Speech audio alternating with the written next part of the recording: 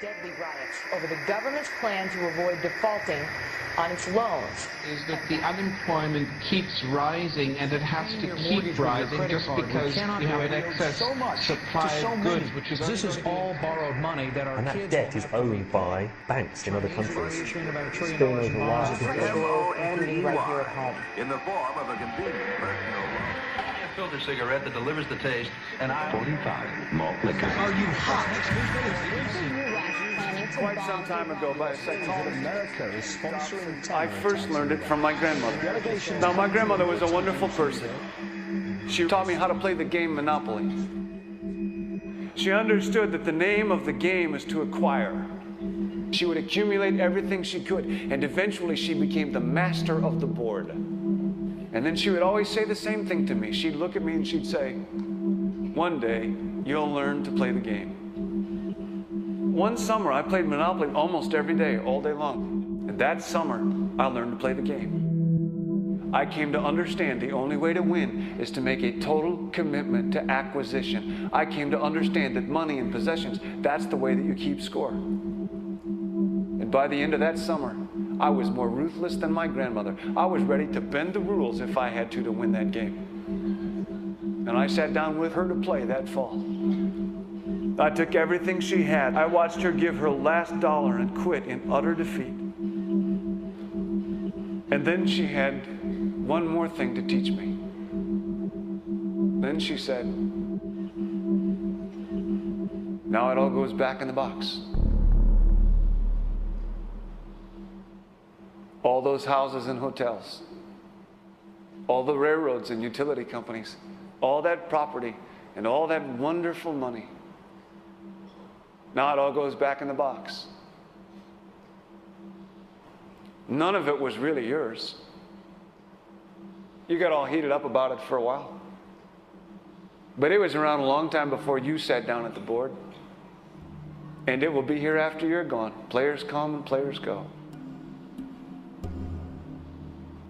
Houses and cars, titles and clothes, even your body. Because the fact is that everything I clutch and consume and hoard is going to go back in the box, and I'm going to lose it all. You have to ask yourself, when you finally get the ultimate promotion, when you've made the ultimate purchase, when you buy the ultimate home, when you have stored up financial security and climbed the ladder of success to the highest rung you can possibly climb it, and the thrill wears off, and it will wear off, then what? How far do you have to walk down that road before you see where it leads? Surely you understand, it'll never be enough.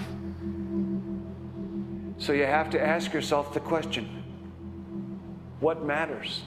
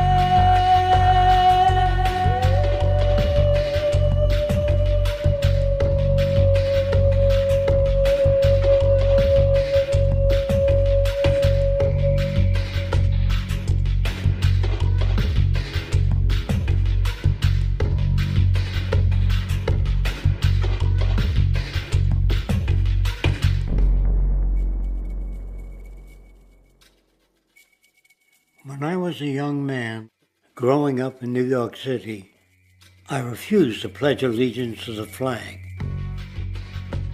Of course, I was sent to the principal's office, and he asked me, "Why don't you want to pledge allegiance? Everybody does." I said, "Everybody once believed the earth was flat, but that doesn't make it so."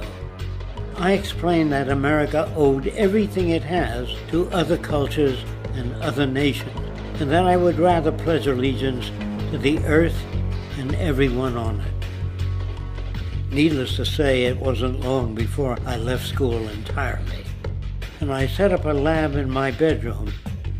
There I began to learn about science and nature. I realized then that the universe is governed by laws, and that the human being, along with society itself, was not exempt from these laws. Then came the crash of 1929, which began what we now call the Great Depression. I found it difficult to understand why millions were out of work, homeless, starving, while all the factories were sitting there. The resources were unchanged. It was then that I realized that the rules of the economic game were inherently invalid. Shortly after came World War II, where various nations took turns systematically destroying each other. I later calculated that all the destruction and wasted resources spent on that war could have easily provided for every human need on the planet. Since that time, I have watched humanity set the stage for its own extinction. I have watched as the precious finite resources are perpetually wasted and destroyed in the name of profit and free markets. I have watched the social values of society be reduced into a base artificiality of materialism and mindless consumption. And I have watched as the monetary powers control the political structure of supposedly free societies. I'm 94 years old now, and I'm afraid my disposition is the same as it was 75 years ago. This shit's got to go.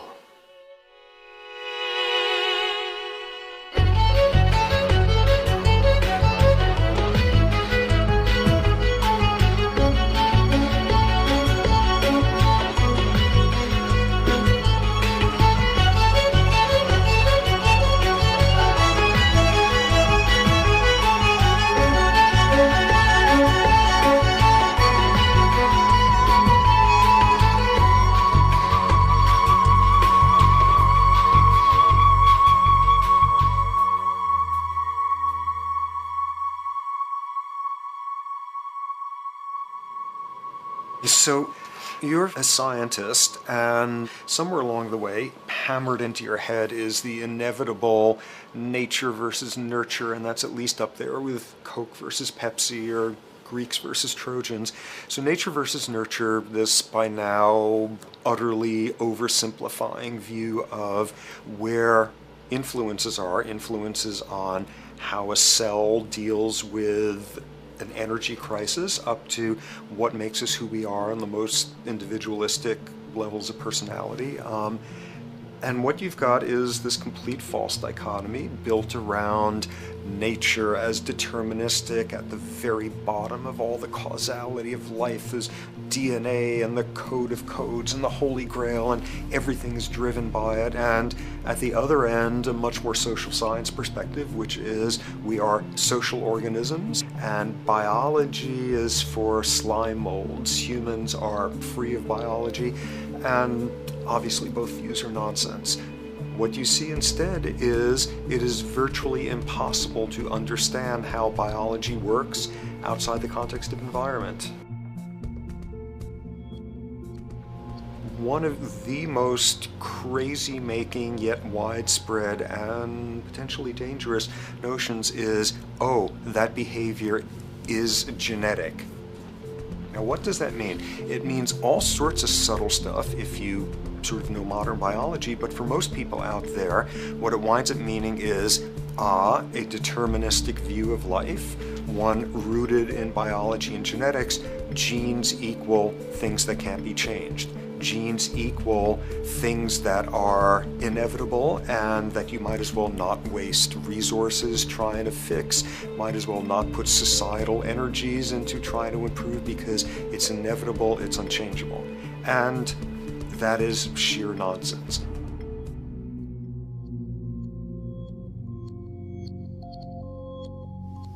It is widely thought that conditions like ADHD are genetically programmed, conditions like schizophrenia are genetically programmed.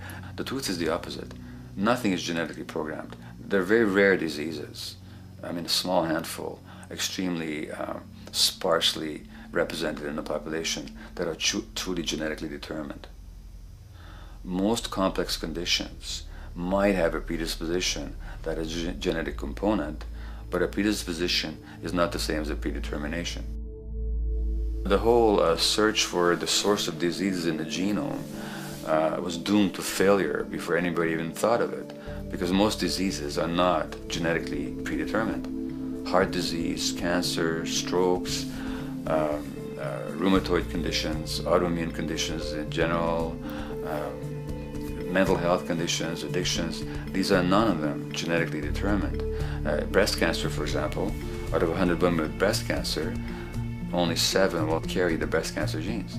93 do not. And out of 100 women who do have the genes, not all of them will get cancer.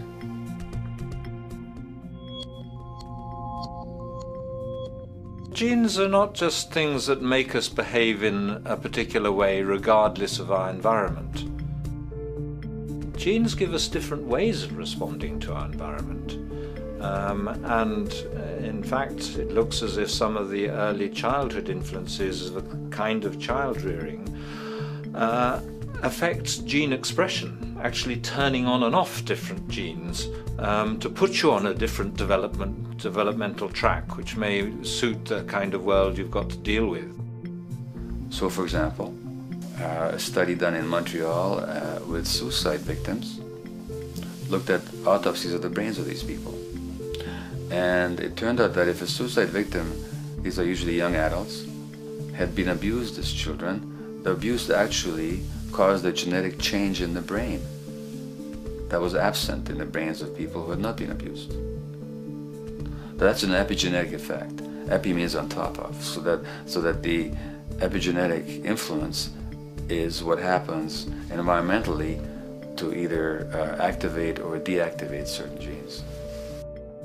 In New Zealand, there's a study that was done in a town called Dunedin, in which a few thousand individuals were studied from birth up to into their 20s. What they found was that they could identify a genetic mutation, an abnormal gene, which did have some relation to the predisposition to commit violence, but only if the individual had also been subjected to severe child abuse.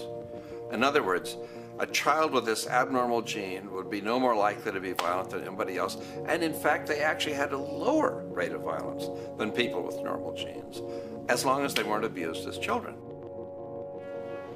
Great additional example of the ways in which genes are not be-all, end-all. Fancy technique where you can take a specific gene out of a mouse, that mouse and its descendants will not have that gene, you have knocked out that gene. So there's this one gene that codes for a protein that has something to do with learning and memory, and this fabulous demonstration, knock out that gene and you have a mouse that doesn't learn as well. Ooh, a genetic basis for intelligence. What was much less appreciated in that landmark study that got picked up by the media left and right is take those genetically impaired mice and raise them in a much more enriched, stimulating environment than your normal mice in a lab cage, and they completely overcame that deficit.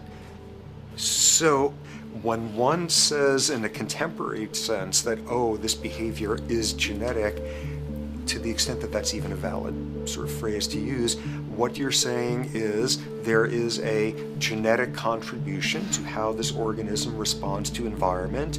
Genes may influence the readiness with which an organism will deal with a certain environmental challenge. You know, that's not the version most people have in their minds, and not to be too soapboxing, but run with the old sort of version of it's genetic and it's not that far from a history of eugenics and things of that sort. It's a widespread misconception, and it's a potentially fairly dangerous one.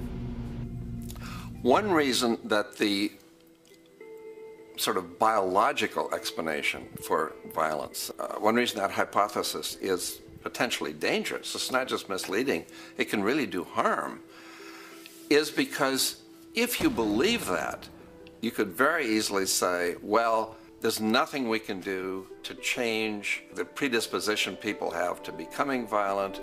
All we can do if somebody becomes violent is punish them, lock them up or execute them. But we don't need to worry about changing the social environment or the social preconditions that may lead people to become violent, because that's irrelevant.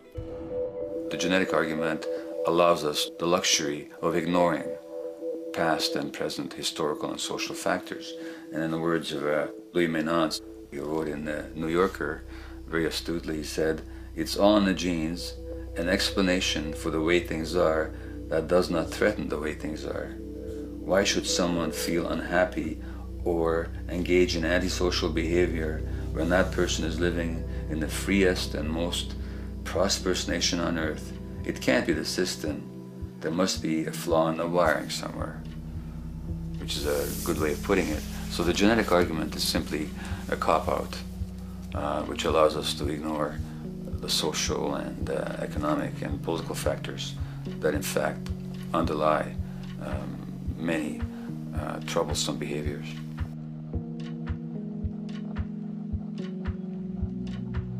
Addictions are usually considered to be a drug-related issue, but looking at it more broadly, I define addiction as any behavior that is associated with craving, with temporary relief, and with long-term negative consequences, along with an impairment of control over it, so that the person wishes to give it up or promises to do so, but can't follow through. And when you understand that, then you can see that there are many more addictions than simply those related to drugs. There's workaholism, there's the addiction to shopping, to the internet, to video games. There's the addiction to power. People have power, but they want more and more and more. Nothing is ever enough for them. Acquisition, corporations that must own more and more. The addiction to oil, or at least to the wealth and to the products made accessible to us by oil. Look at the negative consequences on the environment. We're destroying the very earth that we inhabit for the sake of that addiction. Now, these addictions are far more devastating in their social consequences than the cocaine or heroin habits of my downtown East Side patients. Yet they're rewarded and considered to be respectable. The tobacco company executive that shows a higher profit will get a much bigger reward. He doesn't face any negative consequences legally or otherwise. In fact, he's a respected member of the board of several other corporations. But tobacco smoke-related diseases kill 5.5 million people around the world every year. In the United States, they kill 400,000 people a year. And these people are addicted to what? To profit. To such a degree are they addicted that they're actually in denial about the impact of their activities, which is typical for addicts, is denial. And that's a respectable one. It's respectable to be addicted to profit no matter what the cost. So what is acceptable and what is respectable is a highly arbitrary phenomenon in our society. And it seems like the greater the harm, the more respectable the addiction.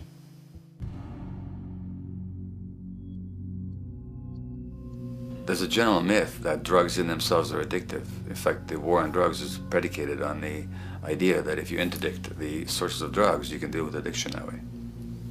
Now, if we understand addiction in a broader sense, we see that nothing in itself is addictive. No substance, no drug is by itself addictive, and no behavior is by itself addictive. Many people can go shopping without becoming shopaholics. Not everybody becomes a food addict. Not everyone who drinks a glass of wine becomes an alcoholic. So the real issue is what makes people susceptible, because it's the combination of a susceptible individual and the potentially addictive substance or behavior that actually then makes for full flowering of addiction.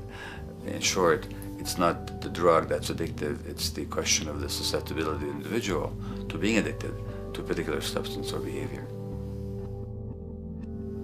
If we wish to understand what then makes some people susceptible, we actually have to look at their life experience.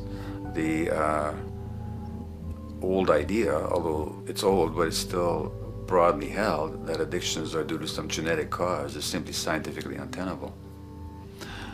What the case is actually is that certain life experiences make people susceptible. Life experiences that not only shape the person's personality and psychological needs, but also their very brains in certain ways. And that process begins in utero.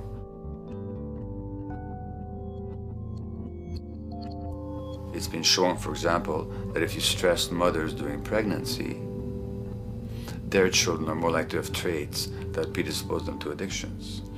And that's because development is shaped by the psychological and social environment. So the biology of human beings is very much affected by and programmed by their life experiences beginning in utero. Environment does not begin at birth.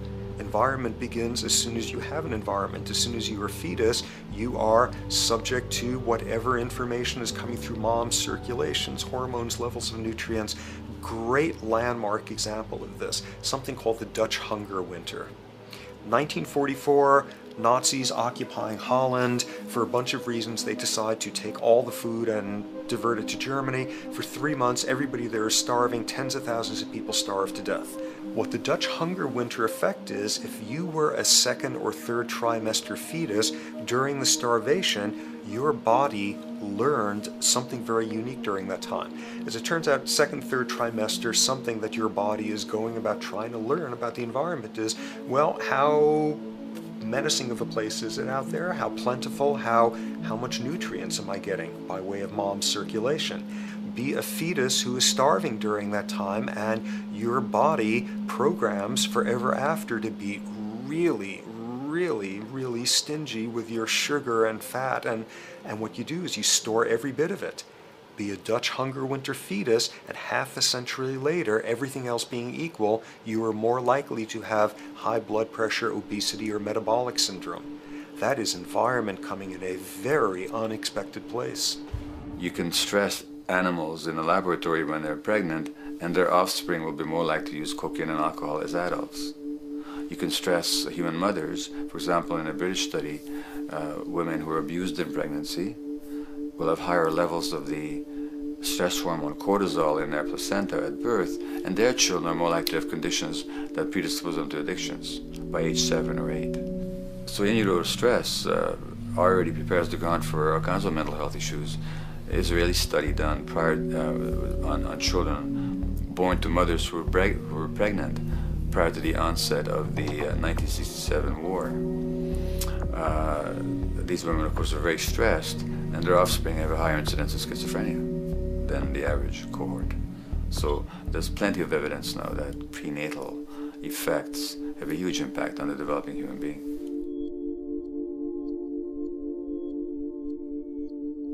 The point about human development, and specifically human brain development, is that it occurs mostly under the impact of the environment and mostly after birth.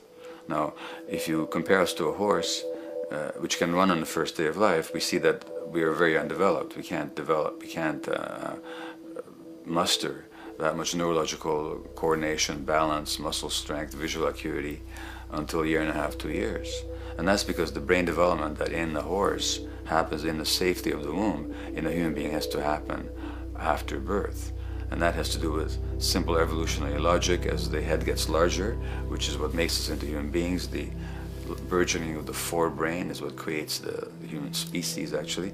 At the same time, we walk on 2 legs, so our pelvis narrows to accommodate that. So now we have a narrower pelvis, a larger head. Bingo, we have to be born prematurely. And that means that the brain development that in other animals occurs in utero, in us, occurs after birth. And much of that under the impact of the environment. And the concept of neural Darwinism simply means that the circuits that get the appropriate input from the environment will develop optimally, and the ones that don't will either not develop optimally or perhaps not at all. If you take a child with perfectly good eyes at birth, and you put him in a dark room for 5 years, he'll be blind thereafter for the rest of his life, because the circuits of vision require light waves for their development. And without that, even the rudimentary circuits present and active at birth will atrophy and die, and new ones will not develop. There's a significant way in which early experiences shape adult behavior, and even and especially early experiences for which there's no recall memory. It turns out that there are two kinds of memory. There is explicit memory, which is recall. This is when you can call back facts, details, episodes, circumstances. But the structure in the brain, which is called the hippocampus, which encodes recall memory, it doesn't even begin to develop fully until 1.5 years, and it's not fully developed till much later, which is why hardly anybody has any recall memory prior to 18 months. But there's another kind of memory, which is called implicit memory, which is in fact an emotional memory, where the emotional impact and the interpretation that the child makes of those emotional experiences is ingrained in the brain in the form of nerve circuits ready to fire without specific recall. So to give you a clear example, people who are adopted have a lifelong sense of rejection very often. They can't recall the adoption, they can't recall the separation from birth mother, because there's nothing there to recall with. But the emotional memory of separation and rejection is deeply embedded in their brains. Hence, they're much more likely to experience a sense of rejection and a great emotional upset when they perceive themselves as being rejected than other people. That's not unique to people who are adopted, but it's particularly strong in them because of this function of implicit memory.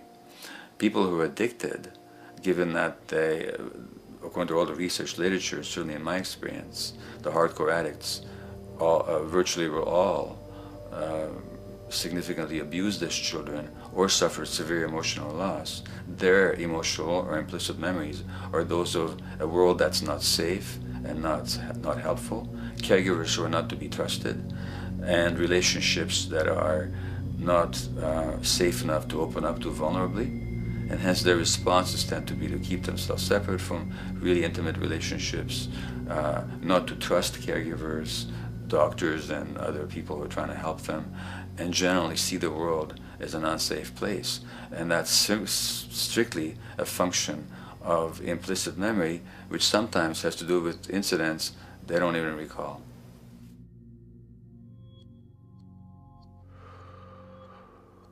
Infants who are born premature are often in incubators and various types of gadgetry and machinery for weeks and perhaps months. It's now known that if these children are touched and stroked on the back for just 10 minutes a day, that promotes their brain development. So human touch is essential for development. And in fact, infants who are never picked up will actually die. That's how much of a fundamental need being held is to human beings. In our society, there's an unfortunate tendency to tell parents not to pick up their kids, not to hold them, not to pick up babies who are crying for fear of spoiling them, or to encourage them to sleep through the night. You don't pick them up, which is just the opposite of what the child needs. And these children might go back to sleep because they give up and their brains just shut down as a way of defending against the vulnerability of being abandoned really by their parents. But their implicit memories will be that of a world that doesn't give a damn. A lot of these differences are structured very early in life. In a way, if you like, the parental experience of adversity, how tough life is or how easy it is passed on to children, whether through maternal depression or parents being bad-tempered with their kids because they've had a hard day or just being too tired at the end of the day. And these have very powerful effects, programming children's development, which we know a lot about now. But that early sensitivity isn't just an evolutionary mistake. It exists again in many different species. Even seedlings, there's an early adaptive process to the kind of environment they're growing up in. But for humans, the adaptation is to the quality of social relations. And so early life, how nurturing or how much conflict, how much attention you get, is a taster of the kind of world you may be growing up in. Are you growing up in a world where you have to fight for what you can get? watch your back, fend for yourself, learn not to trust others? Or are you growing up in a society where you depend on reciprocity, mutuality, cooperation, where empathy is important, where your security depends on good relations with other people? And that needs a very different emotional and cognitive development. And that's what the early sensitivity is about. And parenting is almost, quite unconsciously, a system for passing on that experience to children of the kind of world they're in. The great British child psychiatrist D.W. Winnicott said that fundamentally two things can go wrong in childhood. One is when things happen that shouldn't happen, and then things that should happen but don't. And the first category is the traumatic and abusive and abandonment experiences of my downtown East Side patients and of many addicts. That's what shouldn't happen but did. But then there is the non-stressed, attuned, non-distracted attention of the parent that every child needs, that very often children don't get. They're not abused, they're not neglected, and they're not traumatized. But what should happen, the presence of the emotionally available, nurturing parent, just is not available to them because of the stresses in our society and the parenting environment. And the psychologist Alan Shore calls that proximal abandonment, when the parent is physically present, but emotionally absent. I have spent, roughly the last 40 years of my life working with the most violent people our society produces, murderers, rapists, and so on, in an attempt to understand what causes this violence. I discovered that the most violent of the criminals in our prisons had themselves been victims of a degree of child abuse that was beyond the scale of what I ever thought of applying the term child abuse to. I had no idea of the depth of the depravity with which children in our society are all too often treated. The most violent people I saw were themselves the survivors of their own attempted murder, often at the hands of their parents or other people in their social environment, or were the survivors of family members who'd been killed, their closest family members, by other people. The Buddha argued that everything depends on everything else. He says the one contains the many and the many contains the one. That you can't understand anything in isolation from its environment. The leaf contains the sun, the sky, and the earth, obviously. This has not been shown to be true, of course, all around, and specifically when it comes to human development. The modern scientific term for it is the biopsychosocial nature of human development, which says that the biology of human beings depends very much on their interaction with the social and psychological environment. And specifically, the psychiatrist and researcher Daniel Siegel at University of California, Los Angeles, UCLA, has coined the phrase interpersonal neurobiology, which means to say that the way that our nervous system functions depends very much on our personal relationships. In the first place with the parenting caregivers, and in the second place with other important attachment figures in our lives, and in the third place with our entire culture. So that you can't separate the neurological functioning of a human being from the environment in which he or she grew up in and continues to exist in. And this is true throughout the life cycle. It's particularly true when you're dependent and helpless and your brain is developing, but it's true even in adults and even at the end of life. Human beings have lived in almost every kind of society, from the most egalitarian, hunting and gathering societies seem to have been very egalitarian, for instance based on food sharing, gift exchange. Small bands of people living predominantly off of foraging, but a little bit of hunting. Predominantly among people you have at the least known your entire life, if not surrounded by third cousins or closer, in a world in which there is a great deal of fluidity between different groups, in a world in which there is not a whole lot in terms of material culture. This is how humans have spent most of their hominid history. And no surprise, that makes for a very different world. One of the things you get as a result of that is far less violence. Organized group violence is not something that occurred at that time. of human history, and that seems quite clear. So where did we go wrong? Violence is not universal. It's not symmetrically distributed throughout the human race. There is a huge variation in the amount of violence in different societies. There are some societies that have virtually no violence. There are others that destroy themselves. Some of the Anabaptist religious groups that are complete, strict pacifists, like the Amish, the Mennonites, the Hutterites. Among some of these groups, the Hutterites, there are no recorded cases of homicide. During our major wars, like World War II, where people were being drafted, they would refuse to serve in the military. They would go to prison rather than serve in the military. In the kibbutzim in Israel, the level of violence is so low that the criminal courts there will often send violent offenders, people who have committed crimes, to live on the kibbutzim in order to learn how to live a nonviolent life, because that's the way people live there. So we are amply shaped by society. Our societies in the broader sense, including our theological, our metaphysical, our linguistic influences, etc., our societies help shape us as to whether or not we think life is basically about sin or about beauty, whether the afterlife will carry a price for how we live our lives or if it's irrelevant. In a broad sort of way, different large societies could be termed as individualistic or collectivist, and you get very different people and different mindsets, and I suspect different brains coming along with that.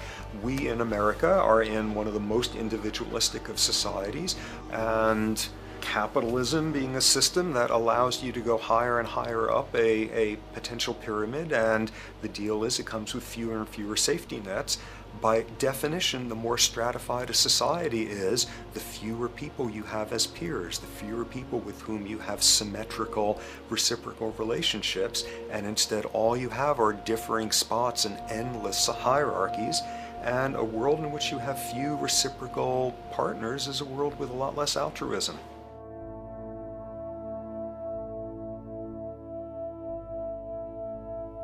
Alright, so this brings us to a total impossible juncture, which is to try to make sense in perspective of science as to what the nature is of human nature. You know, on a certain level, the nature of our nature is not to be particularly constrained by our nature. We come up with more social variability than any species out there, more systems of belief, of styles of family structures, of ways of raising children. The capacity for variety that we have is extraordinary.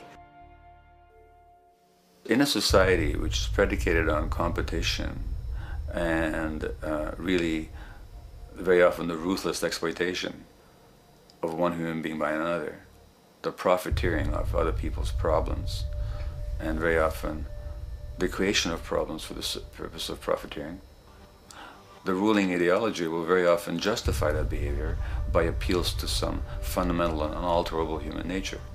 So the myth in our society is that people are competitive by nature, and that they're individualistic, and that they're selfish. The real reality is quite the opposite. We have certain human needs. The only way that you can talk about human nature concretely is by recognizing that there's certain human needs. We have a human need for companionship and for close contact, to be loved, to be attached to be accepted, to be seen, to be received for who we are. If those needs are met, we develop into people who are compassionate and cooperative and who have empathy for other people. So the opposite that we often see in our society is in fact the distortion of human nature, precisely because so few people have their needs met. So yes, you can talk about a human nature, but only in a sense of basic human needs that are instinctively evoked, or I should say certain human needs that lead to certain traits if they are met, and a different set of traits if they're denied. So, when we recognize the fact that the human organism, which has a great deal of adaptive flexibility, allowing us to survive in many different conditions, is also rigidly programmed for certain environmental requirements or human needs, a social imperative begins to emerge. Just as our bodies require physical nutrients, the human brain demands positive forms of environmental stimulus at all stages of development, while also needing to be protected from other negative forms of stimulus. And if things that should happen do not, or if things that shouldn't happen do, it is now apparent that the door can be opened for not only a cascade of mental and physical diseases, but many detrimental human behaviors as well. So as we turn our perspective now outward and take account for the state of affairs today, we must ask the question, is the condition we have created in the modern world actually supporting our health? Is the bedrock of our socioeconomic system acting as a positive force for human and social development and progress? Or is the foundational gravitation of our society actually going against the core evolutionary requirements needed to create and maintain our personal and social well-being?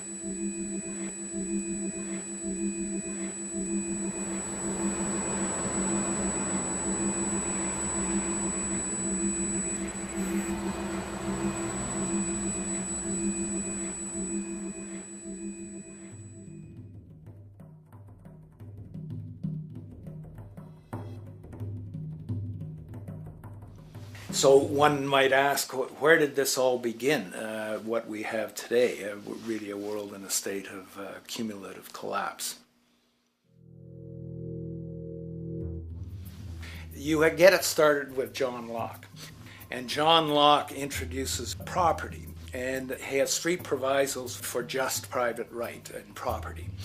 And the three provisos are that there must be enough left over for others, and that you must not let it spoil, and that you, most of all, must mix your labor with it. It seems justified. You mix your labor with the world, then you're entitled to the product, and as long as there's enough left over for others, and as long as it doesn't spoil, you don't allow anything to go to waste, that's okay. Well, he spends a long time of his famous treatise of government, and it's since been the canonical text for economic and political and legal understanding. Is still a classic text that's studied. Well, what he did is, after he gives the provisos, and you're almost thinking at the time whether you're for private property or not, he's given a very good and plausible and powerful defense of private property here. Well, he drops them. He drops them like that, right in one sentence. He says, well, once the introduction of money came in by men's tacit consent, then it became, and he doesn't say all the provisos are canceled, erased, but that's what happens. So now we have not product and your property earned by your own labor. Oh no, money buys labor now. There's no longer consideration of whether there's enough left over for others. There's no longer consideration of whether it spoils, because he says, well, money's like silver and gold can't spoil, therefore monies can't be responsible for waste, which is ridiculous. We're not talking about money and silver, we're talking about what its effects are. It's one non sequitur after another. Just the most startling logical legerdemain that he gets away with here. But it fits the interests of capital owners. Then Adam Smith comes along, and what he adds is the religion to this. Locke started with God made it all this way. This is God's right. And now we get also with Smith coming along and says it's not only God's, I mean, he's not saying this, but this is what's happening philosophically in principle. He's saying it's not only a question of private property, that's all now presupposed, is given. And that there's money investors that buy labor, given. That there's no limit to how much they can buy of other men's labor, how much they can accumulate, how much inequality, that's all given now. And so he comes along, and what his big idea is, and again, it's just introduced in parentheses, en passant. You know, when people put out the goods for sale and others, you know, the supply, and other people buy them with the demand and so forth, how do we have supply equaling demand or demand equaling supply? How can they come into equilibrium? And that is one of the central notions of economics, is how do they come into equilibrium? And he says it's the invisible hand of the market. that brings them into equilibrium. So now we have God is actually immanent. He just didn't give the rights to property and how, you know, all its wherewithal and its natural rights of doing all that Locke said. Now we have the system itself as God. In fact, Smith says, when he talks, and you'll never find this quoted, you have to read the whole of the Inquiry into the Wealth of Nations. He says, the scantiness of subsistence sets limits to the reproduction of the poor, and that nature can deal with this in no other way than elimination of their children. So he anticipated evolutionary theory in the worst sense. This is well before Darwin. And so he called them the race of laborers. So you can see there was inherent racism built in here. There was an inherent acceptance, life blindness to kill innumerable children. And he thought, well, that's the invisible hand making supply meet demand and demand meet supply. So see how wise God is. So you can see a lot of the really virulent, life-destructive, eco-genocidal things that are going on now have, in a way, a thought gene back in Smith too. When we reflect on the original concept of the so-called free market capitalist system, as initiated by early economic philosophers such as Adam Smith, we see that the original intent of a market was based around real, tangible, life-supporting goods for trade. Adam Smith never fathomed that the most profitable economic sector on the planet would eventually be in the arena of financial trading or so-called investment, where money itself is simply gained by the movement of other money in an arbitrary game which holds zero productive merit to society. Yet, regardless of Smith's intent, the door for such seemingly anomalous advents was left wide open by one fundamental tenet of this theory.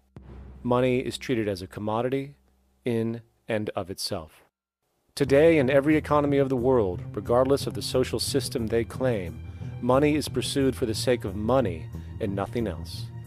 The underlying idea, which was mysteriously qualified by Adam Smith with his religious declaration of the invisible hand, is that the narrow, self-interested pursuit of this fictional commodity will somehow magically manifest human and social well-being and progress. The reality is that the monetary incentive interest, or what some have termed the money sequence of value, has now completely decoupled from the foundational life interest, which could be termed the life sequence of value.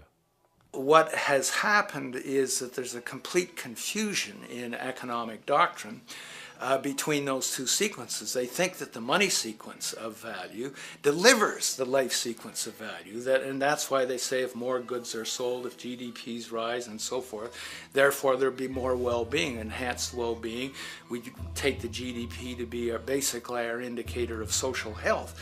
Well, there you see the confusion. It's talking about money sequences of value, that is all the receipts, all the revenues that are derived from selling goods, and they're confusing that with life reproduction, so that you have built right into this thing from the beginning is a complete conflation of the money and life sequences of value. So we're dealing with a kind of structured delusion that becomes more and more deadly as the money sequence decouples from producing anything at all.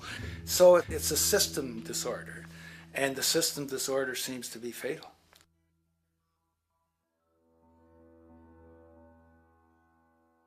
In society today, you seldom hear anyone speak of the progress of their country or society in terms of their physical well-being, state of happiness, trust, or social stability. Rather, the measures are presented to us through economic abstractions. We have the gross domestic product, the consumer price index, the value of the stock market, rates of inflation, and so on. But does this tell us anything of real value as to the quality of people's lives? No, all these measures have to do with the money sequence itself and nothing more. For example, the gross domestic product of a country is a measure of the value of goods and services sold. This measure is claimed to correlate to the standard of living of a country's people.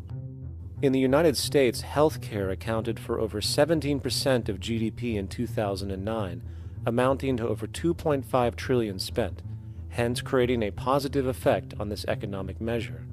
And based on this logic, it would be even better for the U.S. economy if healthcare services increased more so, perhaps to $3 trillion or $5 trillion, since that would create more growth, more jobs, and hence boasted by economists as a rise in their country's standard of living. But wait a minute, what do healthcare services actually represent? Well, sick and dying people. That's right, the more unhealthy people there are in America, the better the economy. Now, that is not an exaggeration or a cynical perspective. In fact, if we step back far enough, you will realize that the GDP not only doesn't reflect real public or social health on any tangible level, it is, in fact, mostly a measure of industrial inefficiency and social degradation. And the more you see it rise, the worse things are becoming with respect to personal, social, and environmental integrity. You have to create problems to create profit. There is no profit under the current paradigm in saving lives, putting balance on this planet, having justice and peace or anything else. There's just no profit there. There's an old saying, pass a law, create a business, whether you're creating a business for a lawyer or whatever. So, crime does create business, just like destruction creates business in Haiti. We have now roughly 2 million people incarcerated in this country, and of those, many of them are in prisons run by private corporations, Corrections Corporation of America, Wackenhut, who trade their stock on Wall Street based upon how many people are in jail. Now that's sickness, but that is a reflection of what this economic paradigm calls for. So what exactly does this economic paradigm call for? What is it that keeps our economic system going? Consumption. Or more accurately, cyclical consumption. When we break down the foundation of classic market economics, we are left with a pattern of monetary exchange that simply cannot be allowed to stop or even substantially slowed, if the society as we know it is to remain operational. There are three main actors on the economic stage: the employee, the employer, and the consumer. The employee sells labor to the employer for income. The employer sells its production services and hence goods to the consumer for income. And the consumer, of course, is simply another role of the employer and employee, spending back into the system to enable the cyclical consumption to continue. In other words, the global market system is based on the assumption that there will always be enough product demand in society to move enough money around at a rate which can keep the consumption process going. And the faster the rate of consumption, the more so-called economic growth is assumed, and so the machine goes. But hold on, I thought an economy was meant to, economize? Doesn't the very term have to do with preservation and efficiency and a reduction of waste? So how does our system, which demands consumption and the more the better, efficiently preserve or economize at all? Well, it doesn't. The intent of the market system is, in fact, the exact opposite of what a real economy is supposed to do, which is efficiently and conservatively orient the materials for production and distribution of life-supporting goods. We live on a finite planet with finite resources, where, for example, the oil we utilize took millions of years to develop, where the minerals we use took billions of years to develop.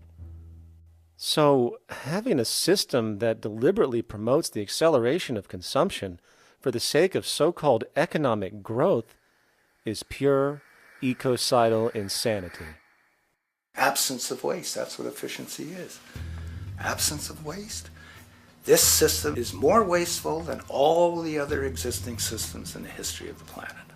Every level of life organization and life system is in a state of crisis and challenge and decay or collapse. No peer-reviewed journal in the last 30 years will tell you anything different.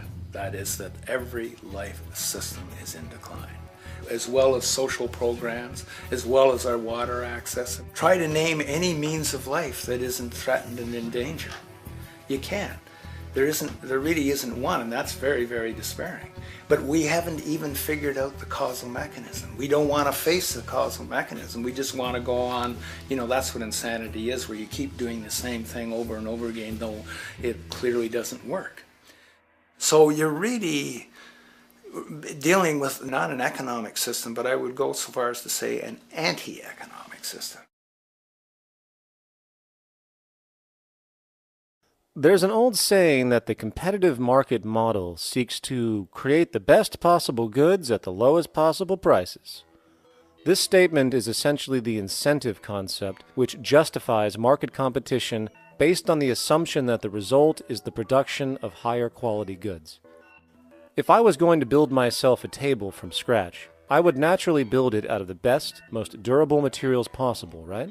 With the intent for it to last as long as possible. Why would I want to make something poor, knowing I would have to eventually do it again and expend more materials and more energy? Well, as rational as that may seem in the physical world, when it comes to the market world, it is not only explicitly irrational, it is not even an option. It is technically impossible to produce the best of anything if a company is to maintain a competitive edge and hence remain affordable to the consumer. Literally everything created and set for sale in the global economy is immediately inferior the moment it is produced, for it is a mathematical impossibility to make the most scientifically advanced, efficient, and strategically sustainable products. This is due to the fact that the market system requires that cost efficiency, or the need to reduce expenses, exist at every stage of production, from the cost of labor to the cost of materials and packaging, and so on. This competitive strategy, of course, is to make sure the public buys their goods rather than from a competing producer, which is doing the exact same thing to also make their goods both competitive and affordable. This immutably wasteful consequence of the system could be termed intrinsic obsolescence. However, this is only one part of a larger problem. A fundamental governing principle of market economics, one that you will not find in any textbook, by the way, is the following. Nothing produced can be allowed to maintain a lifespan longer than what can be endured in order to continue cyclical consumption. In other words, it is critical that stuff break down, fail, and expire within a certain amount of time. This is termed planned obsolescence. Planned obsolescence is the backbone of the underlying market strategy of every goods-producing corporation in existence. While very few, of course, would admit to such a strategy outright, what they do is mask it within the intrinsic obsolescence phenomenon just discussed, while often ignoring or even suppressing new advents in technology which might create a more sustainable, durable good. So, if it wasn't wasteful enough that the system inherently cannot allow the most durable and efficient goods to be produced, planned obsolescence deliberately recognizes that the longer any good is in operation, the worse it is for sustaining cyclical consumption and hence the market system itself. In other words, product sustainability is actually inverse to economic growth, and hence there is a direct, reinforced incentive to make sure lifespans are short of any given good produced. And in fact, the system cannot operate any other way. One glance at the sea of landfills now spreading across the world show the obsolescence reality. There are now billions of cheaply made cell phones, computers, and other technology, each full of precious, difficult-to-mine materials such as gold, coltan, copper, now rotting in vast piles, usually due to the mere malfunction or obsolescence of small parts, which, in a conservative society, could likely be fixed or updated, and the life of the good extended. Unfortunately, as efficient as that may seem in our physical reality, living on a finite planet with finite resources, it is explicitly inefficient with respect to the market. To put it into a phrase, efficiency, sustainability, and preservation are the enemies of our economic system. Likewise, just as physical goods need to be constantly produced and reproduced, regardless of their environmental impact, the service industry operates with an equal rationale. The fact is, there is no monetary benefit to resolving any problems which are currently being serviced. At the end of the day, the last thing the medical establishment really wants is the curing of diseases such as cancer, which would eliminate countless jobs and trillions in revenue. And since we're on the subject, crime and terrorism in this system are good. Well, at least economically, for it is employing police, generating high-value commodities for security, not to mention the value of prisons that are privately owned for profit. And how about war? The war industry in America is a huge driver of GDP, one of the most profitable industries, producing weapons of death and destruction. The favorite game of this industry is to blow things up and then go and rebuild them for profit. We saw this with the windfall billion-dollar contracts made from the Iraq War. The bottom line is that socially negative attributes of society have become positively rewarded ventures for industry, and any interest in problem resolution or environmental sustainability and conservation is intrinsically counter to economic sustainability. And this is why, every time you see the GDP rise in any country, you are witnessing an increase in necessity, whether real or contrived. And by definition, a necessity is rooted in inefficiency. Hence, increased necessity means increased inefficiency. The American dream is based on rampant consumerism. It is based upon the fact that mainstream media, and especially commercial advertising, all corporations who need this infinite growth, have convinced us or brainwashed most people in America, and hence the world, that we have to have X number of material possessions and the possibility of gaining infinitely more material possessions in order to be happy. That's just not true. So why do people continue to buy in this way, which is ultimately eco-genocidal in its systemic effects cumulatively? And it just is classical operant conditioning. You simply put inputs of conditioning into the organism, and you have outputs of desired behaviors or goals or objectives.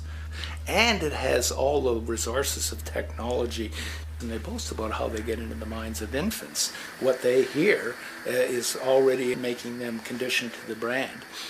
Then you see, well, that's how people have been such fools. In a way, they've been taught to be fools. It's a value system disorder. You know, if there is any testament to the plasticity of the human mind, if there is any proof to how malleable human thought is and how easily conditioned and guided people can become based on the nature of their environmental stimulus and what it reinforces, the world of commercial advertising is the proof. You have to stand in awe at the level of brainwashing where these programmed robots known as consumers wander the landscape only to walk into a store and spend, say, $4,000 on a handbag that likely costs $10 to make in a sweatshop overseas, only for the brand status it supposedly represents in the culture. Or perhaps the ancient communal traditions which increase trust and cohesiveness in society, which have now been hijacked by acquisitive, materialistic values, where now annually we exchange useless crap a few times a year. And we might wonder why so many today have a compulsion to shopping and acquisition, when it is clear that they have been conditioned from childhood to expect material goods as a sign of their status with friends and family. The fact is, the foundation of any society are the values that support its operation, and our society, as it exists, can only operate if our values support the conspicuous consumption it requires to continue the market system. 75 years ago, consumption in America and much of the First World was half of what we see today per person. Today's new consumer culture has been manufactured and imposed due to the very real need for higher and higher levels of consumption. And this is why most corporations now spend more money on advertising than the actual process of product creation itself. They work diligently to create a false need for you to fill, and it happens to work. You know, economists are in fact not economists at all. They're propagandists of money value. And you'll find that all their models basically get down to token exchanges that are to the profit of one side or both sides or whatever, but they're completely disconnected from the actually existing world of reproduction.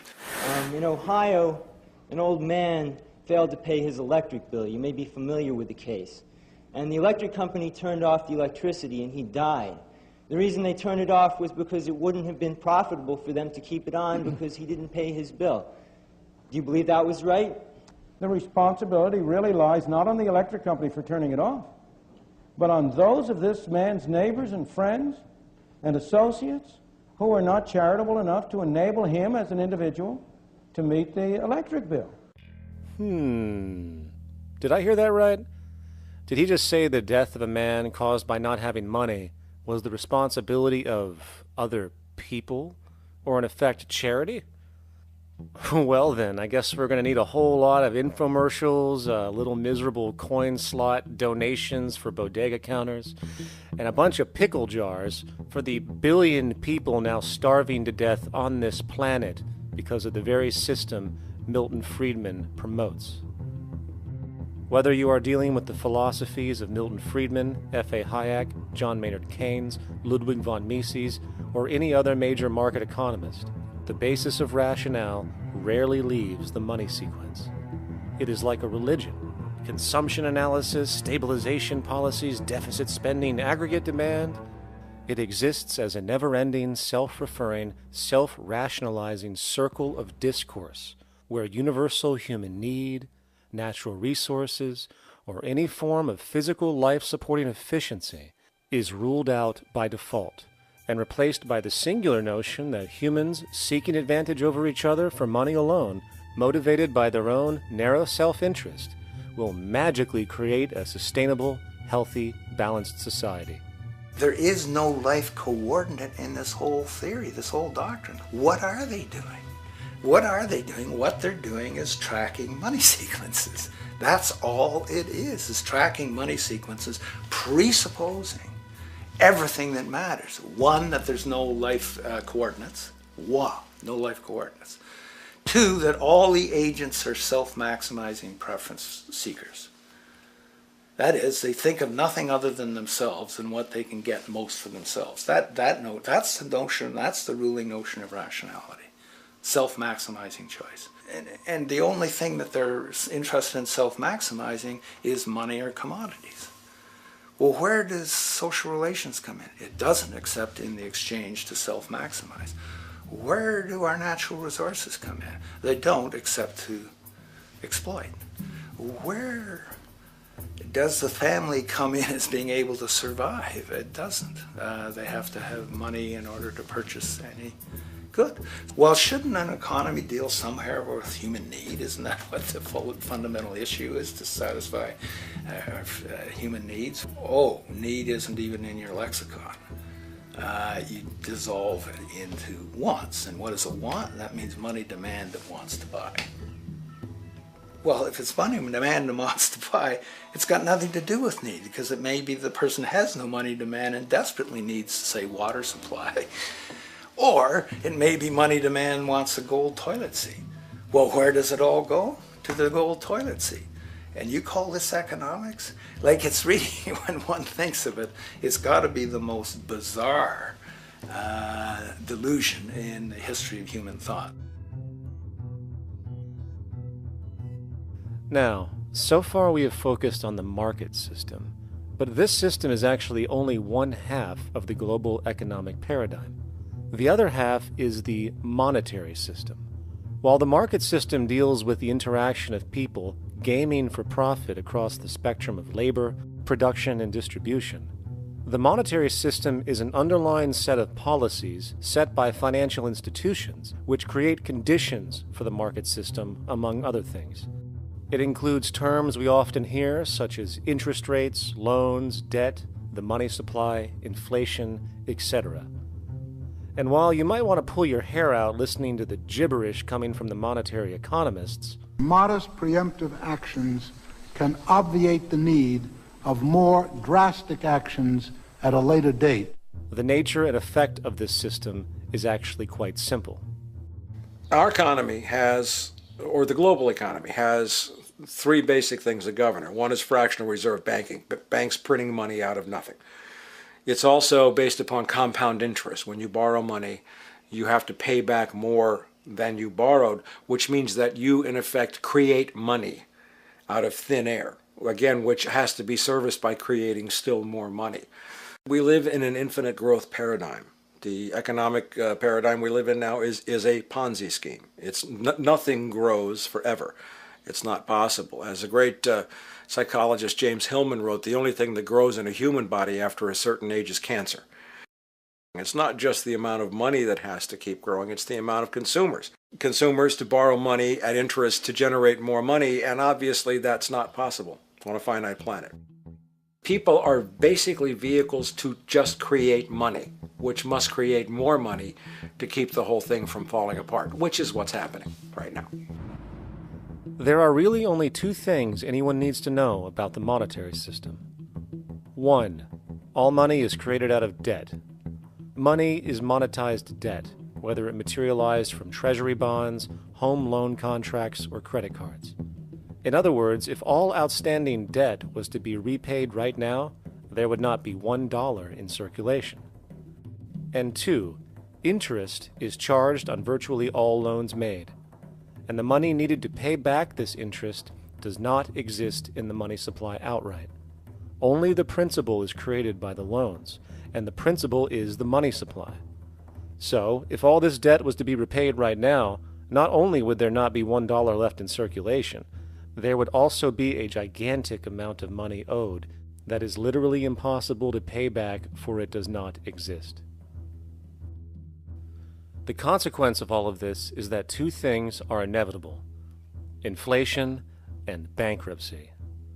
As far as inflation, this can be seen as an historical trend in virtually every country today, and easily tied to its cause, which is the perpetual increase of the money supply, which is required to cover the interest charges and keep the system going. As far as bankruptcy, it comes in the form of debt collapse. This collapse will inevitably occur with a person, a business, or a country, and typically happens when the interest payments are no longer possible to make. But there is a bright side to all of this. Well, at least in terms of the market system, because debt creates pressure. Debt creates wage slaves. A person in debt is much more likely to take a low wage than a person who isn't, hence becoming a cheap commodity. So it's great for the corporations to have a pool of people that have no financial mobility. But hey, that same train of thought also goes for entire countries. The World Bank and the International Monetary Fund, which mostly serve as proxies for transnational corporate interests, give gigantic loans to troubled countries at very high interest rates, and then, once the countries are deeply in the hole and can't pay, austerity measures are applied, the corporations swoop in, set up sweatshops, and take their natural resources. Now that's market efficiency.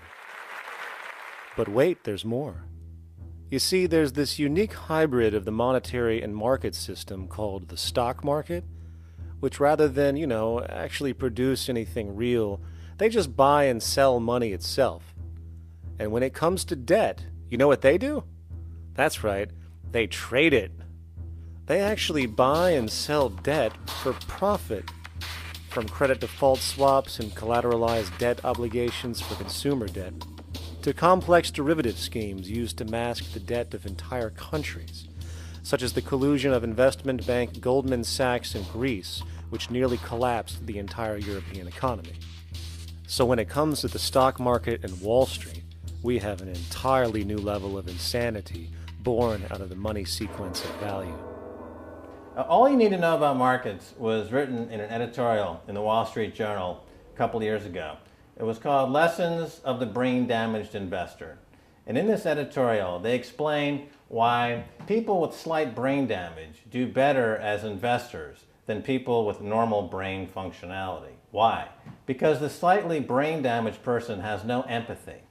And that's the key. If you don't have any empathy, you do well as an investor. And so Wall Street breeds people who have no empathy, to go in there and to make decisions and make trades that they have no compunction about and no thought whatsoever as to what they're doing might affect their fellow human being. So they breed these robots, these people who have no souls. And since they don't even want to pay these people anymore, they're now breeding robots, real algorithmic traders. Goldman Sachs and the high-frequency trading scandal. They put a computer next to the exchange, the New York Stock Exchange. This computer, this co-located computer, as they call it, it front-runs all the trades on the exchange, and it hits the exchange with volumes of orders in ways that scalp pennies and nickels away from the exchange. It's like they're siphoning money all day long. They went one quarter last year, 30 or 60 straight days without a single down day and made millions of dollars every single day. Is that because, well, that's statistically impossible.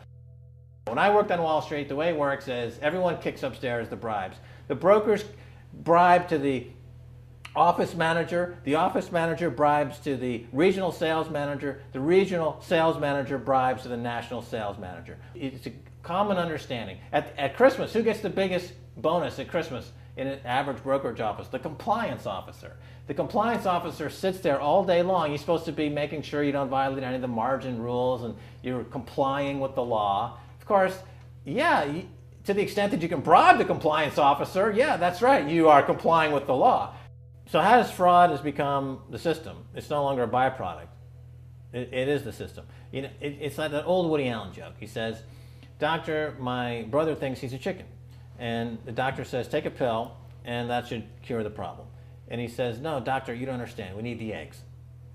Okay? So the trading of fraudulent claims back and forth between banks to generate fees, to generate bonuses, has become the GDP producing growth engine of the United States economy.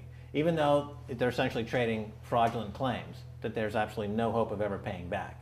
They're processing and generating and resecuritizing nothing. If I write $20 billion on a cocktail napkin and I sell it to JP Morgan, while JP Morgan writes $20 billion on a cocktail napkin, and we swap those two cocktail napkins at a bar, and we each pay ourselves 1/4% in a fee, we make a lot of money for our Christmas bonus. We each have on our books a $20 billion cocktail napkin, which has no real value until such time as the system is no longer able to absorb bogus cocktail napkins, in which case we go to the government to get bailed out.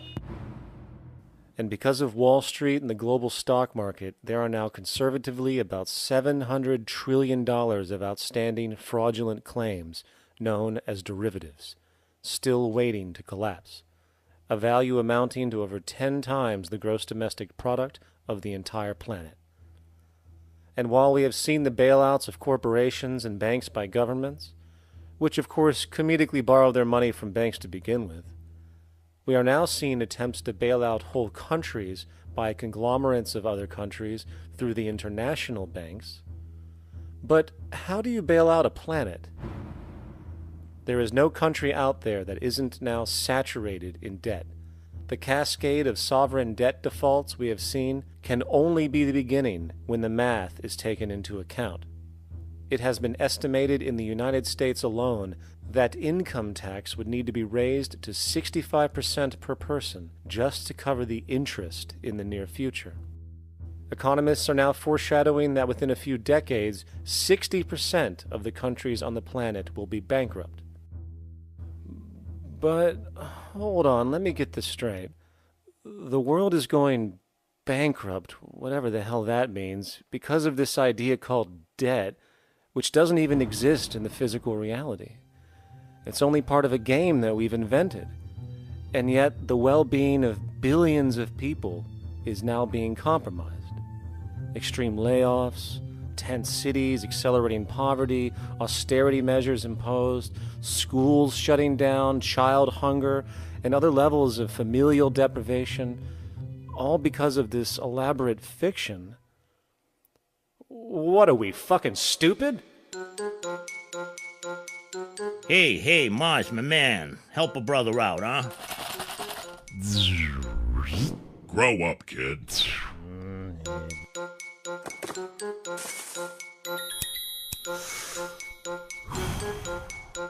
Saturn, what's up, man? You remember that smoking nebula I hooked you up with a while back? Listen, Earth, we're getting really tired of you. You've been given everything, and yet you waste it all. You got plenty of resources, and you know it. Why don't you grow up and learn some responsibility, for Christ's sake? You're making your mother miserable.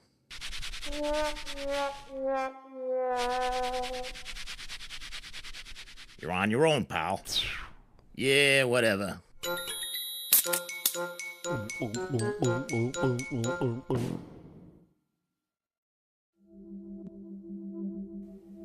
Now, all of this considered, from the waste machine known as the market system to the debt machine known as the monetary system, hence creating the monetary market paradigm which defines the global economy today, there is one consequence that runs through the entire machine: inequality. Whether it is the market system which creates a natural gravitation towards monopoly and power consolidation, while also generating pockets of wealthy industries that tower over others regardless of utility, such as the fact that top hedge fund managers on Wall Street now take home over $300 million a year for contributing literally nothing, while a scientist looking for a cure for a disease trying to help humanity might make $60,000 a year if they're lucky. Or whether it is the monetary system, which has class division built right into its structure. For example, if I have $1 million to spare and I put it into a CD at 4% interest, I will make $40,000 a year. No social contribution, no nothing. However, if I'm a lower class person and have to take loans to buy my car or home, I am paying in interest, which, in abstraction, is going to pay that millionaire with the 4% CD. This stealing from the poor to pay the rich is a foundational, built-in aspect of the monetary system, and it could be labeled structural classism. Of course, historically, social stratification has always been deemed unfair, but obviously accepted overall as now 1% of the population owns 40% of the planet's wealth. But, material fairness aside, there is something else going on underneath the surface of inequality, causing an incredible deterioration in public health as a whole. Well, I think people are often puzzled by the contrast between the material success of our societies, unprecedented levels of wealth, and the many social failings. I mean, you know, if you look at the rates of drug abuse or violence or self-harm amongst kids or mental illness, there's clearly something going deeply wrong with our societies. What the data that I've been describing does is simply shows that intuition that people have had for hundreds of years, that inequality is divisive and socially corrosive, that intuition is truer than I think we ever imagined. There are very powerful psychological and social effects of inequality, more to do, I suppose, with feelings of superiority and inferiority, that kind of division, and maybe going with the sort of respect, disrespect, people feeling looked down on at the bottom, which, by the way, is why violence is more common in more unequal societies. It's the trigger to violence is so often people feeling looked down on and disrespected. If there is one principle I can emphasize that is the most important principle underlying the prevention of violence, it would be equality. The single most significant factor that affects the rate of violence is the degree of equality versus the degree of inequality in that society. So what one's looking at is a sort of general social dysfunction. It's not just one or two things that go wrong as inequality increases. It seems to be everything, whether we're talking about crime or health or mental illness or whatever. One of the really disturbing findings out in public health there is never ever make the mistake of being poor or being born poor. Your health pays for it in endless sorts of ways, something known as the health socioeconomic gradient. As you move down from the highest strata in society in terms of socioeconomic status, every step down, health gets worse for umpteen different diseases. life expectancy gets worse, infant mortality rate, everything you could look at. So a huge issue has been, why is it that this gradient exists? Totally simple, obvious answer, which is if you are chronically sick, you're not going to be very productive, so health causes drive socioeconomic differences. Not that in the slightest. On the very simple level that you could look at socioeconomic status of a 10-year-old, and that's going to predict something about their health decades later. So that's the direction of causality. Next one, what's it about? Oh, it's perfectly obvious. Poor people can't afford to go to the doctor. It's healthcare access. It's got nothing to do with that, because you see these same gradients in countries with universal healthcare, socialized medicine. Okay, next simple explanation. Oh, on the average, the poorer you are, the more likely you are to smoke, to drink, to all sorts of lifestyle risk factor stuff. Yeah, those contribute, but careful studies have shown that explains maybe about a third of the variability. So what's left? And what's left is having a ton to do with the stress of poverty. So the poorer you are, starting off being, the person who's $1 income behind Bill Gates, the poorer you are in this country, on the average, the worse your health is. This tells us something really important. The health connection with poverty, it's not about being poor, it's about feeling poor. Increasingly, we recognize that chronic stress is an important influence on health, but the most important sources of stress are the quality of social relations. And if there is anything that lowers the quality of social relations, it is the socioeconomic stratification of society. What science has now shown is that regardless of material wealth, the stress of simply living in a stratified society leads to a vast spectrum of public health problems.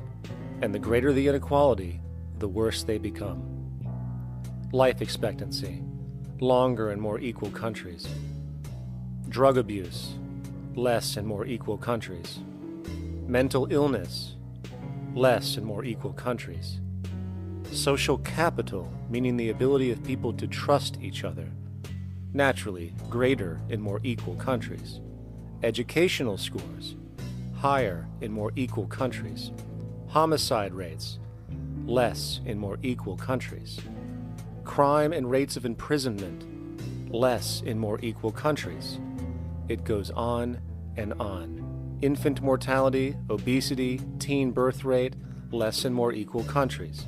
And perhaps most interesting, innovation, greater in more equal countries, which challenges the age-old notion that a competitive, stratified society is somehow more creative and inventive. Moreover, a study done in the UK called the Whitehall Study confirmed that there is a social distribution of disease as you go from the top of the socioeconomic ladder to the bottom. For example, it was found that the lowest rungs of the hierarchy had a 4-fold increase of heart disease-based mortality compared to the highest rungs. And this pattern exists irrespective of access to health care. Hence, the worse a person's relative financial status, the worse their health is going to be on average. This phenomenon is rooted in what could be termed psychosocial stress, and it is at the foundation of the greatest social distortions plaguing our society today. Its cause? The monetary market system. Make no mistake, the greatest destroyer of ecology, the greatest source of waste and depletion and pollution, the greatest purveyor of violence, war, crime, poverty, animal abuse, and inhumanity, the greatest generator of social and personal neuroses, mental disorders, depression, anxiety, not to mention the greatest source of social paralysis, stopping us from moving into new methodologies for personal health, global sustainability, and progress on this planet, is not some corrupt government or legislation, not some rogue corporation or banking cartel, not some flaw of human nature, and not some secret hidden cabal that controls the world. It is, in fact, the socio-economic system itself at its very foundation.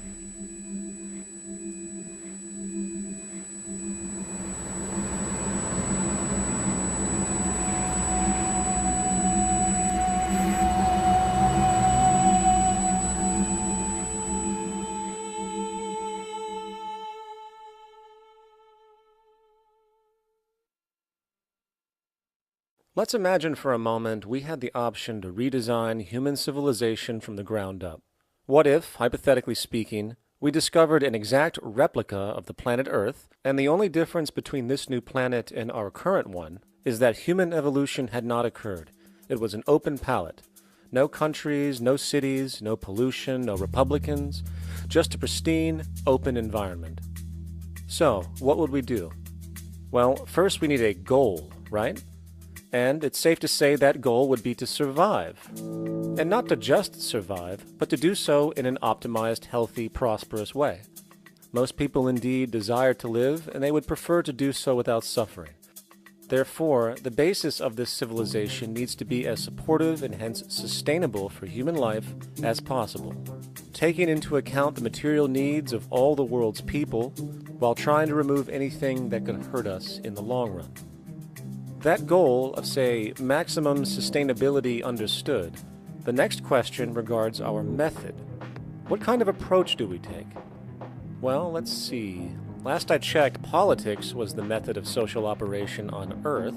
So what do the doctrines of the Republicans, liberals, conservatives, or socialists have to say about societal design?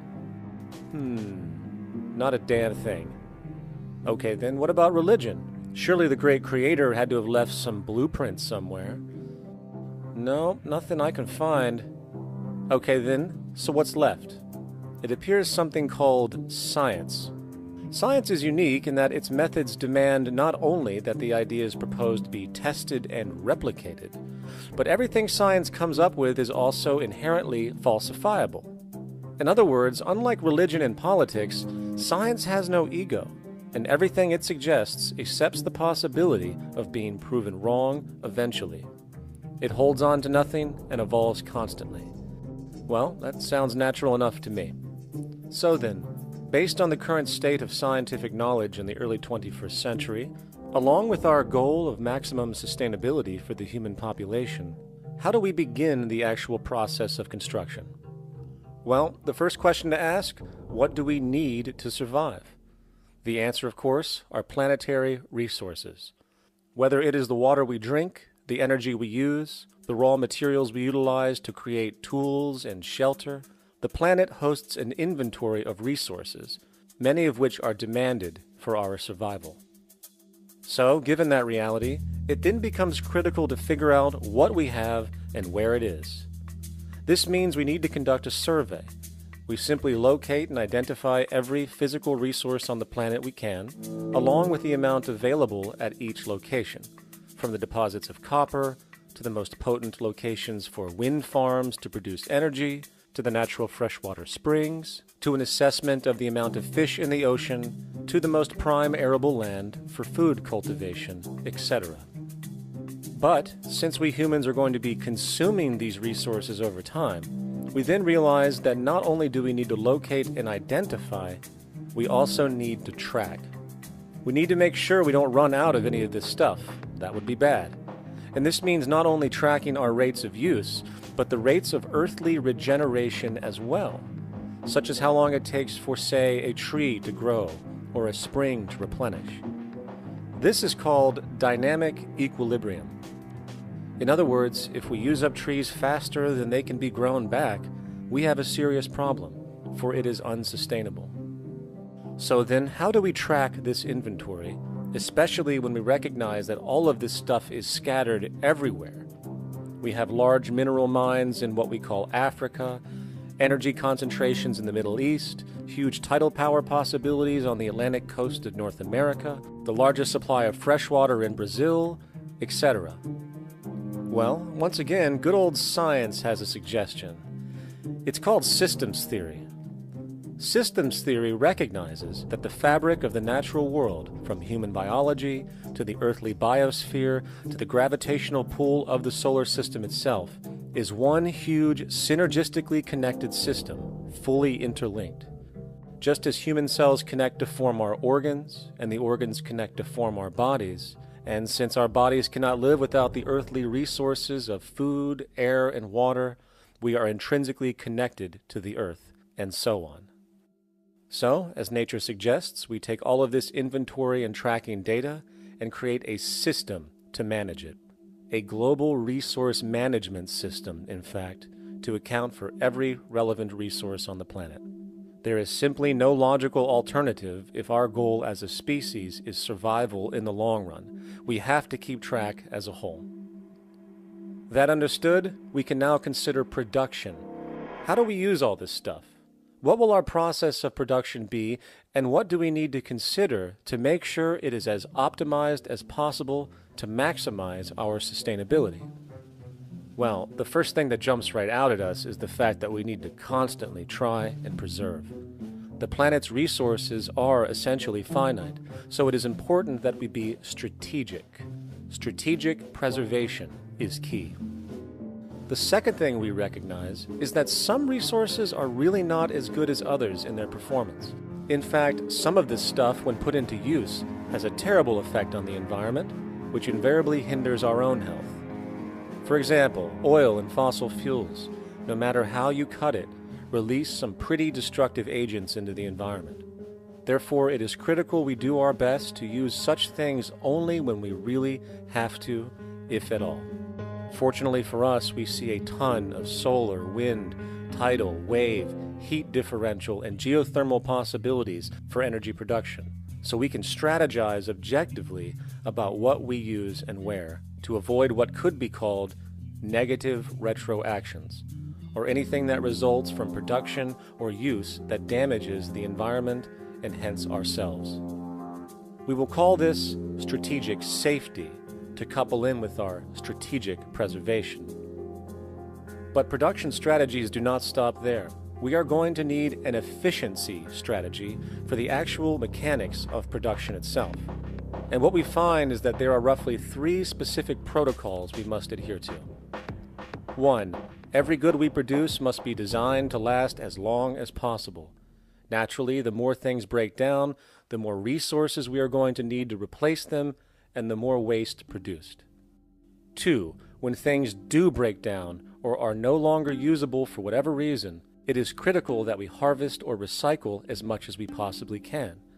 So the production design must take this into account directly at the very earliest stages. 3. Quickly evolving technologies, such as electronics, which are subject to the fastest rates of technological obsolescence, would need to be designed to foreshadow and accommodate physical updates. The last thing we want to do is throw away an entire computer system just because it has only one broken part or is outdated. So we simply design the components to be easily updated, part by part, standardized and universally interchangeable, foreshadowed by the current trend of technological change. And when we realize that the mechanisms of strategic preservation, strategic safety, and strategic efficiency are purely technical considerations, devoid of any human opinion or bias, we simply program these strategies into a computer which can weigh and calculate all the relevant variables, allowing us to always arrive at the absolute best method for sustainable production based on current understandings. And while that might sound complex, all it is a glorified calculator. Not to mention, such multivariate decision-making and monitoring systems are already used across the world today for isolated purposes. It is simply a process of scaling it out. So, now we not only have our resource management system, but also a production management system, both of which are easily computer automated to maximize efficiency, preservation, and safety. The informational reality is that the human mind, or even a group of humans, cannot track what needs to be tracked. It must be done by computers, and it can be. And this brings us to the next level, distribution. What sustainability strategies make sense here? Well, since we know that the shortest distance between 2 points is a straight line, and since energy is required to power transport machines, the less transport distance, the more efficient. Producing goods in one continent and shipping them over to another only makes sense if the goods in question simply cannot be produced in the target area. Otherwise, it is nothing but wasteful. We must localize production so distribution is simple, fast, and requires the least amount of energy. We'll call this the proximity strategy, which simply means we reduce the travel of goods as much as possible, whether raw materials or finished consumer products. Of course, it might also be important to know what goods we are transporting and why, and this falls under the category of demand. And demand is simply what people need to be healthy and to have a high quality of life. The spectrum of material human needs range from core life-supporting necessities, such as food, clean water, shelter, to social and recreational goods, which allow for relaxation and personal social enjoyment, both important factors in human and social health overall. So, very simply, we take another survey. People describe their needs, demand is assessed, and production begins based on that demand. And since the level of demand of different goods will naturally fluctuate and change around different regions, we need to create a demand distribution tracking system, so to avoid overruns and shortages. Of course, this idea is old news. It is used in every major store chain today to make sure they keep up with their inventory. Only this time we are tracking on a global scale. But, wait a minute, we really can't fully understand demand if we don't account for the actual usage of the good itself. Is it logical and sustainable for every single human to, say, have one of everything made, regardless of their usage? No, that would be simply wasteful and inefficient. If a person has a need for a good, but that need is only for, say, 45 minutes a day on average, it would be much more efficient if that good was made available to them and to others when needed. Many forget that it isn't the good that they want, it is the purpose of that good. When we realize that the good itself is only as important as its utility, we see that external restriction, or what we might call today ownership, is extremely wasteful and environmentally illogical in a fundamental economic sense. So, we need to devise a strategy called strategic access. This would be the foundation of our demand distribution tracking system, which makes sure we can meet the demand of the population's needs for access of whatever they need when they need it. And as far as physically obtaining the goods, centralized and regional access centers all make sense for the most part, placed in close proximity to the population, and a person would simply come in, take the item, use it, and when finished, return it when it is no longer needed. Sort of how a library works today. In fact, these centers could not only exist in the community in the way we see local stores today, but specialized access centers would exist in specific areas where often certain goods are utilized, saving more energy with less repeat transport. And once this demand tracking system is in order, it is tied into our production management system, and of course into our resource management system, hence creating a unified, dynamically updating, global economic management machine that simply makes sure we remain sustainable, starting with securing the integrity of our finite resources, moving to make sure we only create the best, most strategic goods possible, while distributing everything in the most intelligent and efficient way. And the unique result of this preservation-based approach, which is intuitively counter to many, is that this logical, ground-up, empirical process of preservation and efficiency, which can only define true human sustainability on this planet, would likely enable something never before seen in human history.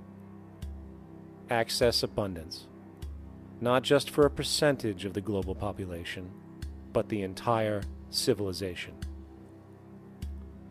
This economic model, as was just generalized, this responsible systems approach to total Earth resource management and processes, designed again to do nothing less than take care of humanity as a whole in the most efficient and sustainable way, could be termed a resource-based economy. The idea was defined in the 1970s by structural engineer Jacques Fresco. He understood back then that society was on a collision course with nature and itself, unsustainable on every level, and if things didn't change, we would destroy ourselves one way or another. Are all these things you're saying, Jacques, could they be built with what we know today, or are some of these things, are you guessing based on what we know today? No. All of these things can be built with what we know today. It would take 10 years to change the surface of the earth, to rebuild the world into a second Garden of Eden. The choice lies with you. The stupidity of a nuclear arms race, the development of weapons, trying to solve your problems politically by electing this political party or that political party, that all politics is immersed in corruption. Let me say it again. Communism, socialism, fascism, the Democrats, the liberals, we want to absorb human beings. All organizations that believe in a better life for man, there are no Negro problems or Polish problems or Jewish problems or Greek problems or women's problems. They're human problems. I'm not afraid of anybody. I don't work for anyone. No one can discharge me. I have no boss. I am afraid to live in the society we live in today. Our society cannot be maintained by this type of incompetency. It was great, the free enterprise system, about 35 years ago. That was the last of its usefulness. Now we've got to change our way of thinking or perish. The horror movies of the future will be our society, the way it didn't work. And politics would be part of a horror movie. Lots of people today use the term cold science because they're analytical. And they don't even know what analytical means. Science means closer approximations of the way the world really works. So it's telling the truth, is what it is. A scientist doesn't try to get along with people. They tell them what their findings are. They have to question all things. And if some scientist comes up with an experiment that shows certain materials have certain strength, other scientists have to be able to duplicate that experiment and come up with the same results. Even if a scientist feels that an airplane wing, due to mathematics or calculations, can hold up a given amount of weight, they still pile sandbags on it to see when it breaks. And they say, you know, my calculations are right, or they're not correct. I love that system because it's free of bias and free of thinking that math can solve all the problems. You have to put your math to test also. I think that every system that can be put to test should be put to test, and that all decisions should be based upon research. A resource-based economy is simply the scientific method applied to social concern, an approach utterly absent in the world today. Society is a technical invention, and the most efficient methods of optimized human health, physical production, distribution, city infrastructure, and the like reside in the field of science and technology, not politics or monetary economics. It operates in the same systematic way as, say, an airplane, and there is no Republican or liberal way to build an airplane. Likewise, nature itself is the physical referent we use to prove our science, and it is a set system, emerging only from our increased understanding of it. In fact, it has no regard for what you subjectively think or believe to be true. Rather, it gives you an option. You can learn and fall in line with its natural laws and conduct yourself accordingly, invariably creating good health and sustainability, or you can go against the current to no avail. It doesn't matter how much you believe you can just stand up right now and walk on the wall next to you. The law of gravity will not allow it. If you do not eat, you will die. If you are not touched as an infant, you will die. As harsh as it may sound, nature is a dictatorship, and we can either listen to it and come in harmony with it, or suffer the inevitable adverse consequences. So, a resource-based economy is nothing more than a set of proven, life-supporting understandings where all decisions are based upon optimized human and environmental sustainability. It takes into account the empirical life ground, which every human being shares as a need, regardless, again, of their political or religious philosophy. There is no cultural relativism to this approach. It isn't a matter of opinion. Human needs are human needs, and having access to the necessities of life, such as clean air, nutritious food, and clean water, along with a positively reinforcing, stable, nurturing, and non-violent environment, is demanded for our mental and physical health, our evolutionary fitness, and hence the species' survival itself. A resource-based economy would be based upon available resources. You can't just bring a lot of people to an island or build a city of 50,000 people without having access to the necessities of life. So when I use the term a comprehensive systems approach, I'm talking about doing an inventory of the area first and determining what that area can supply, not just architectural approach, not just design approach, but design must be based on all of the requirements to enhance human life. And that's what I mean by an integrated way of thinking. Food, clothing, shelter, warmth, love, all those things are necessary. If you deprive people of any of them, you have a lesser human being, less capable of functioning. As previously outlined, a resource-based economy's ground-up, global, systems approach to extraction, production, and distribution is based upon a set of true economic mechanisms, or strategies, which guarantee efficiency and sustainability in every area of the economy.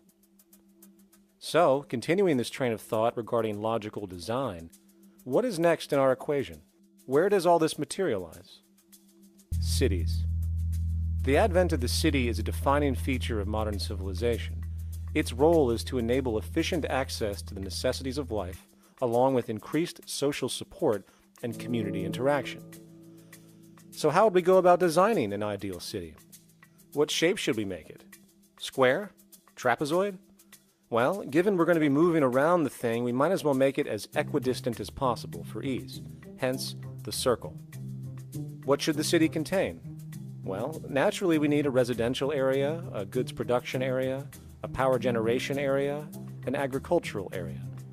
But we also need nurturing as human beings, hence culture, nature, recreation, and education. So let's include a nice open park, an entertainment events area for cultural purposes and socializing, and educational and research facilities. And since we're working with a circle, it seems rational to place these functions in belts based on the amount of land required for each goal, along with ease of access. Very good. Now, let's get down to specifics. First, we need to consider the core infrastructure, or intestines, of the city organism. These would be the water, good, waste, and energy transport channels. Just as we have water and sewage systems under our cities today, we would extend this channeling concept to integrate waste recycling and delivery itself. No more mailmen or garbage men. It is built right in. We could even use automated pneumatic tubes and similar technologies. Same goes for transport. It needs to be integrated and strategically designed to reduce or even remove the need for wasteful, independent automobiles. Electric trams, conveyors, transveyors, and maglevs, which can take you virtually anywhere in the city, even up and down, along with connecting you to other cities as well. And of course, in the event an automobile is required, it is automated by satellite for safety and integrity. In fact, this automation technology is in working order right now. Automobile accidents kill about 1.2 million people every single year, injuring about 50 million. This is absurd and doesn't have to occur. Between efficient city design and automated driverless cars, this death toll can be virtually eliminated. Agriculture. Today, through our haphazard, cost-cutting industrial methods, using pesticides, excessive fertilizers, and other means, we have successfully destroyed much of the arable land on this planet, not to mention also extensively poisoning our bodies. In fact, industrial and agricultural chemical toxins now show up in virtually every human being tested, including infants. Fortunately, there is a glaring alternative: the soilless mediums of hydroponics and aeroponics, which also reduce nutrient and water requirements by up to 75% of our current usage. Food can now be organically grown on an industrial scale in enclosed vertical farms, such as in 50-story 1-acre plots, virtually eliminating the need for pesticides and hydrocarbons in general. This is the future of industrial food cultivation, efficient, clean, and abundant. So, such advanced systems would be, in part, what comprise our agricultural belt, producing all the food required for the entire city's population, with no need to import anything from the outside, saving time, waste, and energy. And speaking of energy, the energy belt would work in a systems approach to extract electricity from our abundant renewable mediums, specifically wind, solar, geothermal, and heat differentials, and if near water potentials, tidal and wave power. To avoid intermittency and make sure a positive net energy return occurs, these mediums would operate in an integrated system, powering each other when needed, while storing excessive energy to large supercapacitors under the ground, so nothing can go to waste. And not only does the city power itself, particular structures will also power independently and generate electricity through photovoltaic paints, structural pressure transducers, the thermocouple effect, and other current but underutilized technologies. But of course, this begs the question, how does this technology and goods in general get created in the first place? This brings us to production. The industrial belt, apart from having hospitals and the like, would be the hub of factory production. Completely localized overall, it would of course obtain raw materials by way of the global resource management system just discussed, with demand being generated by the population of the city itself. As far as the mechanics of production, we need to discuss a new, powerful phenomenon which was sparked very recently in human history and is on pace to changing everything. It's called mechanization, or the automation of labor. Well, if you look around you, you'll notice that almost everything that we use today is built automatically. Your shoes, your clothes, your home appliances, your car, and so on. They are all built by machines in an automatic way. Can we say that the society has not been influenced by these major technological advancements? Of course not. These systems really dictate new structures and new needs, and they make a lot of other things obsolete. So we've been going up in the development and use of technology in an exponential way. So definitely automation is going to continue. You cannot stop technologies that just make sense. Labor automation through technology is at the bottom of every major social transformation in human history. From the agricultural revolution and the invention of the plow, to the industrial revolution and the invention of the powered machine, to the information age we live in now through essentially the invention of advanced electronics and computers.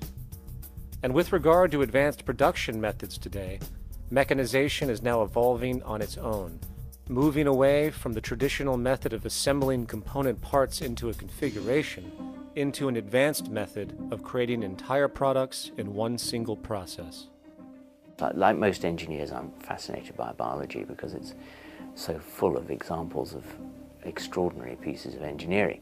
And absolutely, what biology is the study of things that copy themselves. Of course, that's good a definition of life as we've got. Again, as an engineer, I've always been intrigued by the idea of machines that would copy themselves. RepRap is a three-dimensional printer. That's to say, it's a printer that you plug into a computer, and instead of making two-dimensional sheets of paper with patterns on, it makes real, physical, three-dimensional objects. Now, there's nothing new about that. 3D printers have been around for about 30 years. Big thing about RepRap is that it prints most of its own parts. So if you've got one, you can make another one and give it to a friend, as well as being able to print lots of useful things.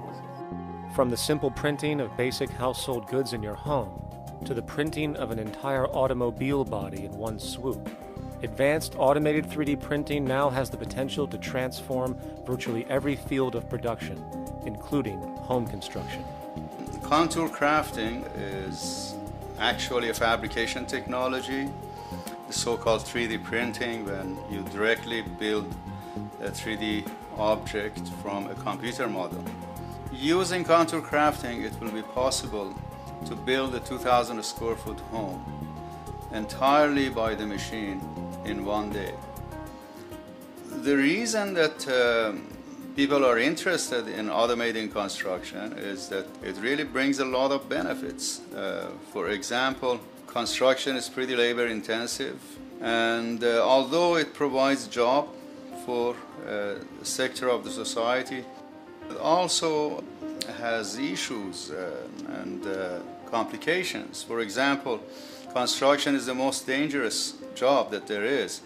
It is worse than mining and agriculture. It has got the highest level of fatality almost in every country. Another issue is the waste. An average home in the United States has 3 to 7 tons of waste. So this is huge if we look at the impact of construction and knowing that about 40% of all materials in the world are used in construction. So big waste of energy and resources and big damage to the environment as well. Making homes using hammers and nails and wood with the state of our technology today is really absurd and will go the way of our labor class in regards to manufacturing in the United States. Recently, there was a study by economist David Autor of MIT that states that our middle class is obsolete and being replaced by automation. Quite simply, mechanization is more productive, efficient, and sustainable than human labor in virtually every sector of the economy today. Machines do not need vacations, breaks, insurance, pensions, and they can work 24 hours a day every day. The output potential and accuracy compared to human labor is unmatched. The bottom line, repetitive human labor is becoming obsolete and impractical across the world, and the unemployment you see around you today is fundamentally the result of this evolution of efficiency in technology. For years, market economists have dismissed this growing pattern, which could be called technological unemployment, because of the fact that new sectors always seem to emerge to reabsorb the displaced workers.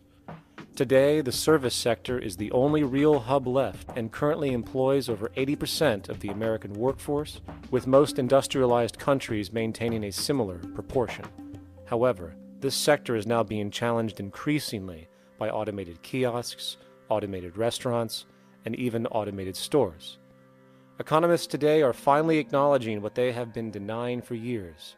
Not only is technological unemployment exasperating the current labor crisis we see across the world due to the global economic downturn, but the more the recession deepens, the faster the industries are mechanizing. The catch, which is not realized, is that the faster they mechanize to save money, the more they displace people, the more they reduce public purchasing power. This means that while the corporation can produce everything more cheaply, fewer and fewer people will actually have money to buy anything, regardless of how cheap they become. The bottom line is that the labor for income game is slowly coming to an end. In fact, if you take a moment to reflect on the jobs which are in existence today, which automation could take over right now if applied, 75% of the global workforce could be replaced by mechanization tomorrow. And this is why, in a resource-based economy, there is no monetary market system, no money at all, for there is no need. A resource-based economy recognizes the efficiency of mechanization and accepts it for what it offers. It doesn't fight it like we do today. Why? Because it is irresponsible not to, given any interest in efficiency and sustainability. And this brings us back to our city system. In the center is the central dome, which not only houses the educational facilities and transportation hub, it also hosts the mainframe that runs the city's technical operations. The city is, in fact, one big automated machine. It has sensors in all technical belts to track the progress of agriculture, energy gathering, production, distribution, and the like. Now, would people be needed to oversee these operations in the event of a malfunction or the like? Most probably yes, but that number would decrease over time as improvements continue. However, as of today, maybe 3% of the city population would be needed for this job when you break it down. And I can assure you that in an economic system which is actually designed to take care of you and secure your well-being, without you having to submit to a private dictatorship on a daily basis, usually to a job that is either technically unnecessary or socially pointless, while often struggling with debt that doesn't exist just to make ends meet. I guarantee you people will volunteer their time left and right to maintain and improve a system that actually takes care of them. And coupled with this issue of incentive comes the common assumption that if there isn't some external pressure for one to work for a living, people will just sit around, do nothing, and turn into fat, lazy blobs. This is nonsense. The labor system we have today is in fact the generator of laziness, not a resolver of it.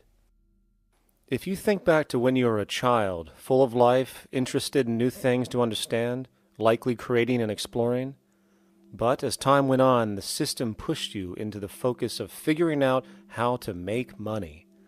And from early education to study at a university, you are narrowed, only to emerge as a creature which serves as a cog in a wheel in a model that sends all the fruits to the upper 1%. Scientific studies have now shown that people are, in fact, not motivated by monetary reward when it comes to ingenuity and creation. The creation itself is the reward. Money, in fact, appears only to serve as an incentive for repetitive, mundane actions, a role we have just now shown can be replaced by machine. So when it comes to innovation, the actual use of the human mind, the monetary incentive has proven to be a hindrance, interfering and detracting from creative thought. And this might explain why Nikola Tesla, the Wright brothers, and other inventors who contributed massively to our current world never showed a monetary incentive to do so. Money is, in fact, a false incentive and causes 100 times more distortion than it does contribution. Good morning, class. Please settle down. The first thing I would like to do is go around the room and ask what everyone would like to be when they grow up. Who'd like to go first? Okay, how about you, Sarah? When I grow up, I want to work at McDonald's like my mom. Oh, family tradition, eh? How about you, Linda? When I grow up, I'm going to be a prostitute on the streets of New York City. Oh, glamour girl, huh? Very ambitious. How about you, Tommy? When I grow up, I'm going to be a rich, elitist businessman who works on Wall Street and profits off of the collapse of foreign economies. Enterprising, and great to see some multicultural interest. As stated before, a resource-based economy applies the scientific method to social concern, and this isn't limited to simply technical efficiency. It also has the consideration of human and social well-being directly and what comprises it. What good is a social system if, in the end, it doesn't produce happiness and peaceful coexistence? So it is important to point out that with the removal of the money system and the necessities of life provided, we would see a global reduction in crime by about 95% almost immediately, for there is nothing to steal, embezzle, scam, or the like. 95% of all people in prisons today are there due to some monetary-related crime or drug abuse, and drug abuse is a disorder, not a crime. So what about the other 5%, the truly violent, often seeming to some as being violent for the sake of being violent? Are they just evil people? The reason that I frankly think it's a waste of time to engage in moral value judgments about people's violence is because it doesn't advance by one iota our understanding of either the causes or the prevention of the violent behavior. People sometimes ask if I believe in forgiving criminals. My answer to that is, no, I don't believe in forgiveness any more than I believe in condemnation. It's only if we as a society can take the same attitude of treating violence as a problem in public health and preventive medicine rather than as a moral evil. It's only when we make that change in our own attitudes and assumptions and values that we will actually succeed in reducing the level of violence rather than stimulating it, which is what we do now. The more justice you seek, the more hurt you become, because there's no such thing as justice. There is whatever there is out there. That's it. In other words, if people are conditioned to be racist and bigots, if they're brought up in an environment that advocates that, why do you blame the person for it? They're a victim of a subculture. Therefore, they have to be helped. The point is, we have to redesign the environment that produces aberrant behavior. That's the problem, not putting a person in jail. That's why judges, lawyers, freedom of choice, such concepts are dangerous because it gives you misinformation that the person is bad or that person is a serial killer. Serial killers are made just like soldiers become serial killers with a machine gun. They become killing machines, but nobody looks at them as murderers or assassins because that's natural. So we blame people. We say, well, this guy was a Nazi, he tortured Jews. No, he was brought up to torture Jews. Once you accept the fact that people have individual choices and they're free to make those choices, free to make choices means without being influenced. And I can't understand that at all. All of us are influenced in all our choices by the culture we live in, by our parents, and by the values that dominate. So we're influenced. So there can't be free choices. What's the greatest country in the world? The true answer, I haven't been all over the world, and I don't know enough about different cultures to answer that question. I don't know anybody that speaks that way. They say, good old USA, the greatest country in the world. There's no survey. Have you been to India? No. Have you been to England? No. Have you been to France? No. What do you make your assumptions on? They can't answer. They get mad at you. They say, well, goddamn it, who the hell are you to tell me what to think? You know, don't forget, you're dealing with aberrated people. They're not responsible for their answers.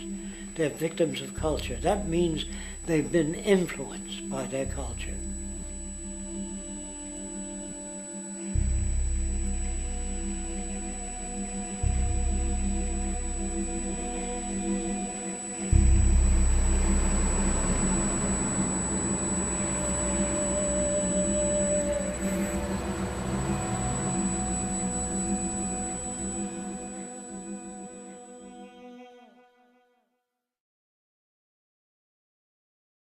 When we consider a resource-based economy, there are often a number of arguments that tend to come up with regard to the efficiency. Hey! Now hold on just a minute. Yes? I know what this is. This is called Marxism, buddy. Stalin killed 800 billion people because of ideas like this. My father died in the gulag. Hold on. Communist, fascist. You don't like America, you should just leave. All right, everybody just calm down. Death to the New World Order. Death to the New World Order. And as the irrationality of the audience grew, shocked and confused, suddenly the narrator suffered a fatal heart attack. And the seemingly communist propaganda film was no more.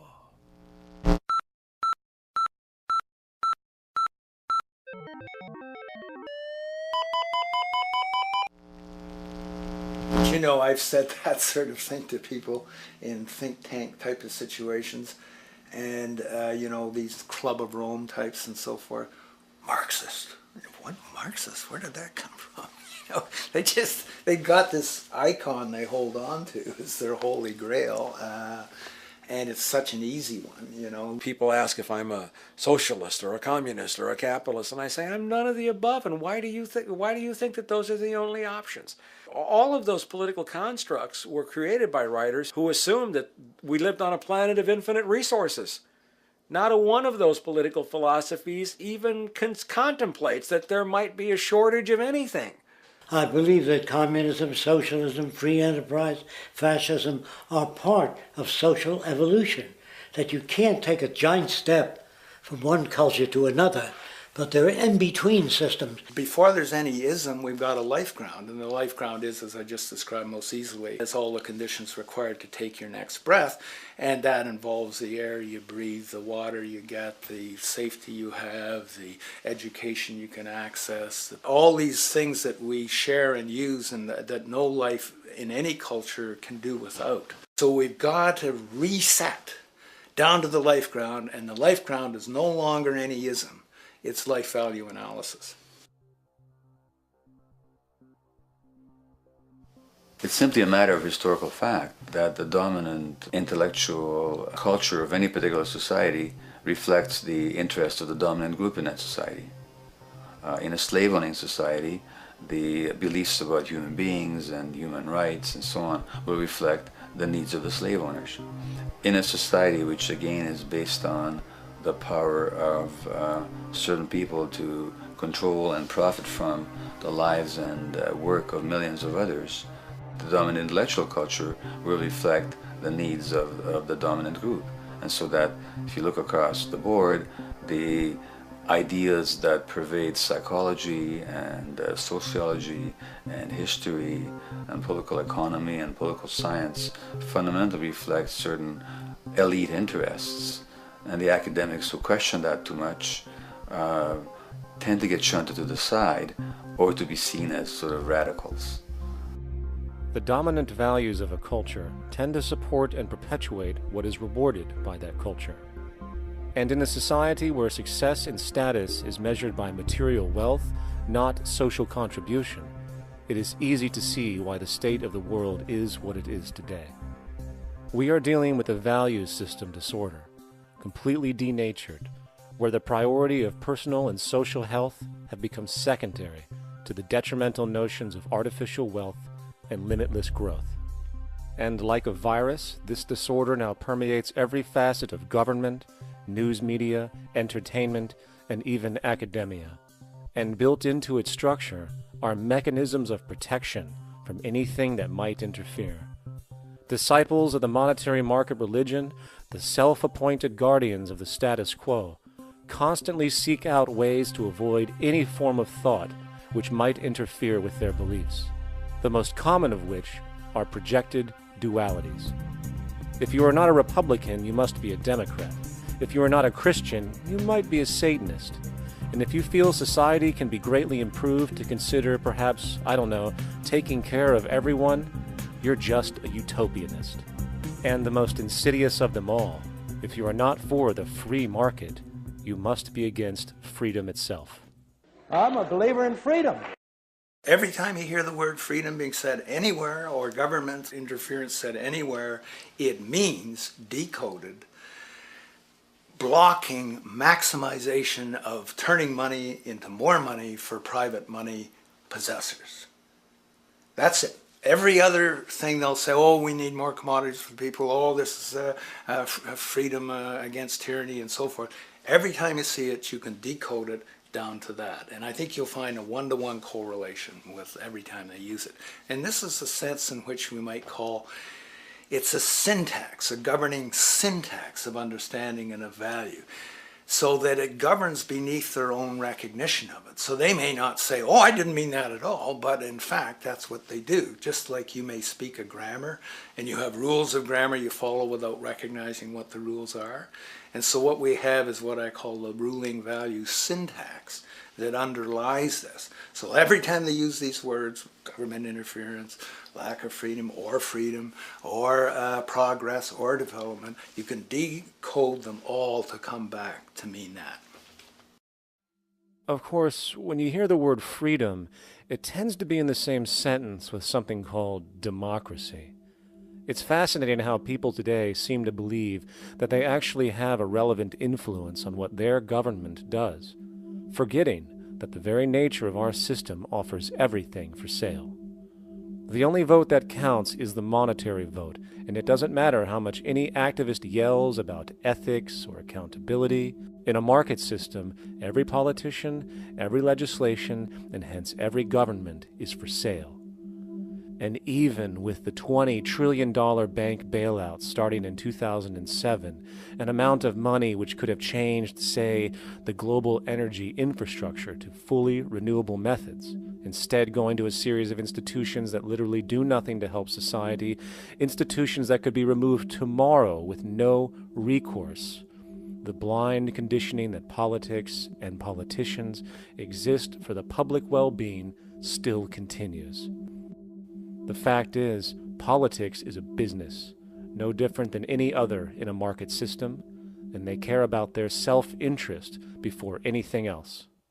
I don't really, honestly, deep down believe in political action. I think the system contracts and expands as it wants to. It accommodates these changes. I think the civil rights movement was an accommodation on the part of those who own the country. I think they see where their self-interest lies. They see a certain amount of freedom seems good, an illusion of liberty. Give these people a voting day every year so that they'll have the illusion of meaningless choice. Meaningless choice that we go like slaves and say, "Joe, I voted." The limits of debate in this country are established before the debate even begins, and everyone else is marginalized. They're made to seem either to be communists or some sort of disloyal person, a kook, there's a word, and now it's conspiracy. See, they've made that something that should not be even entertained for a minute, that powerful people might get together and have a plan. Doesn't happen. You're a kook. You're a conspiracy buff. And of all the mechanisms of defense of this system, there are two that repeatedly come up. The first is this idea that the system has been the cause of the material progress we have seen on this planet. Well, no. There are basically two root causes which have created the increased so-called wealth and population growth we see today. One, the exponential advancement of production technology, hence scientific ingenuity. And two, the initial discovery of abundant hydrocarbon energy, which is currently the foundation of the entire socioeconomic system. The free market, capitalist, monetary market system, whatever you want to call it, has done nothing but ride the wave of these advents with a distorted incentive system and a haphazard, grossly unequal method of utilizing and distributing those fruits. The second defense is a belligerent social bias generated from years of propaganda, which sees any other social system as a route to so-called tyranny, with various name droppings of Stalin, Mao, Hitler, and the death tolls they generated. Well, as despotic as these men might have been, along with the societal approaches they perpetuated, when it comes to the game of death, when it comes to the systematic daily mass murder of human beings, nothing in history compares to what we have today. Famines throughout at least the last century of our history have not been caused by a lack of food. They've been caused by relative poverty. The economic resources were so inequitably distributed that the poor simply didn't have enough money with which to buy the food that would have been available if they could have afforded to pay for it. That would be an example of structural violence. Another example, in Africa and some other areas, but I'll particularly focus on Africa, tens of millions of people are dying of AIDS. Why are they dying? It's not because we don't know how to treat AIDS. We have, millions of people in the wealthy countries are getting along remarkably well because they have the medicines that will treat it. The people in Africa who are dying of AIDS are not dying because of the HIV virus. They're dying because they don't have the money with which to pay for the drugs that would keep them alive. Gandhi saw this. He said the deadliest form of violence is poverty. And that's absolutely right. Poverty kills far more people than all the wars in history, more people than all the murderers in history, more than all the suicides in history. Not only does structural violence kill more people than all the behavioral violence put together, structural violence is also the main cause of behavioral violence.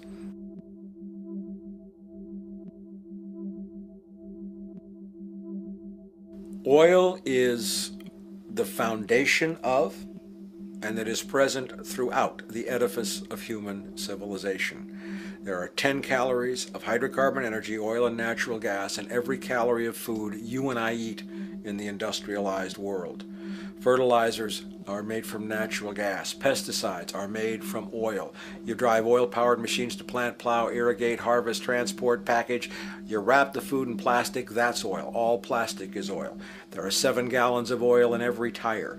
Oil is everywhere. It's ubiquitous. And it's only because of oil that there are 7 billion people, or almost 7 billion people on this planet right now. The arrival of this cheap, easy energy, which is equivalent, by the way, to billions of slaves working around the clock, changed the world in such a radical way over the last century, and the population has gone up 10 times. But by 2050, oil supply is able to support less than half the present world's population in their present way of life.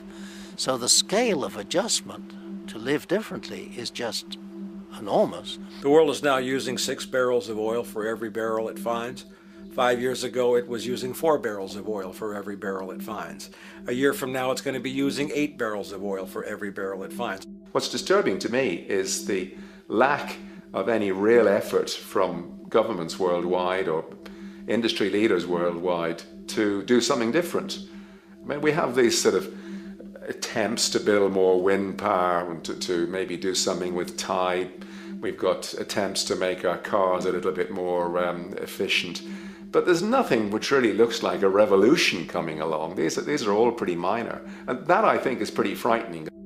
And the governments who are driven by these economists who don't really appreciate what we're talking about are trying to stimulate consumerism to restore past prosperity in the hope that they can restore the past. They're printing yet more money lacking any collateral at all. So if the economy improves and recovers and growth, famous growth comes back, it'll only be short-lived because within a short period of time, counted in months rather than years, it'll hit the supply barrier again. There'll be another price shock and a deeper recession. So I think we go into a series of vicious circles. So you have the economic growth going up, price spike, everything shuts down, that's where we are now. Then it starts to come up again. But what we have now is this area where there's no more ability to produce cheap energy. We're at the peak. We're on the downslope of oil production. No way you're going to get any more out of the ground any faster, which means that things shut down. The price of oil drops, which it did in early 2009, but then as you have an ersatz so-called recovery, the price of oil starts to come back. It's recently been hovering around $80 a barrel, and what we see is at $80 a barrel now, with the economic and financial collapse, people are having a hard time affording that. World oil production right now is about 86 million barrels a day. Over 10 years, you're looking at roughly 40 million barrels a day having to be replaced. There's nothing around which can come even within 1% of meeting that sort of demand.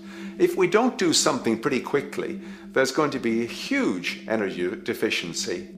I think the big mistake is in not recognizing a decade or so ago that a concerted effort needed to be made to develop these sustainable forms of energy. I think that's something our grandchildren will look back on with total disbelief. You people knew that you were dealing with a finite commodity. How could you possibly have built your economy around something which was going to disappear? For the first time in human history, the species is now faced with the depletion of a core resource central to our current system of survival. And the punchline of the whole thing is that even with oil becoming more and more scarce, the economic system will still blindly push its cancerous growth model, so people can go out and buy more oil-powered cars to generate GDP and jobs, exacerbating the decline. Are there solutions to replace the edifice of the hydrocarbon economy? Of course. But the path needed to accomplish these changes will not manifest through the market system protocols required, since new solutions can only be implemented through the profit mechanism. People are not investing in renewable energies because there is no money in it in both the long and short term, and the commitment needed to make it happen can only occur at a severe financial loss. Hence, there is no monetary incentive, and in this system, if there's no monetary incentive, things do not happen. And on top of it all, peak oil is just one of many surfacing consequences of the environmental social train wreck gaining speed today. Other declines include freshwater, the very fabric of our existence, which is currently showing shortages for 2.8 billion people, and those shortages are on pace to reach 4 billion by 2030. Food production, the destruction of arable cropland, from which 99.7% of all human food comes from today, is occurring up to 40 times faster than it is being replenished. And over the last 40 years, 30% of the arable land has become unproductive. not to mention that hydrocarbons are the backbone of agriculture today, and as it declines, so will the food supply. As far as resources in general, at our current patterns of consumption, by 2030 we will need 2 planets to continue our rates, not to mention the continual destruction of life-supporting biodiversity, causing extinction spasms and environmental destabilization across the globe. And with all of these declines, we have the near exponential population growth, where by 2030 there might be over 8 billion people on this planet. Energy production alone would need to increase 44% by 2030 to meet such demand. And again, since money is the only initiator of action, are we to expect that any country on the planet is going to be able to afford the massive changes needed to revolutionize agriculture, water processing, energy production, and the like, when the global debt pyramid scheme is slowly shutting the entire world down? Not to mention the fact that the unemployment you currently see is going to become normality due to the nature of technological unemployment. The jobs are not coming back. And finally, a broad social perspective. From 1970 to 2010, poverty on this planet doubled due to this system. And given our current state, do you honestly think we will see anything less than more doubling, more suffering, and more mass starvation? There is not going to be any recovery. This is not some long depression that we're someday going to pull out of. I think the next phase we're going to see after the next round of economic collapse is massive civil unrest, when employment checks stop being paid because the states have no money left. And when things get so bad that people lose confidence in their elected leaders, they will demand change if we don't kill each other in the process or destroy the environment.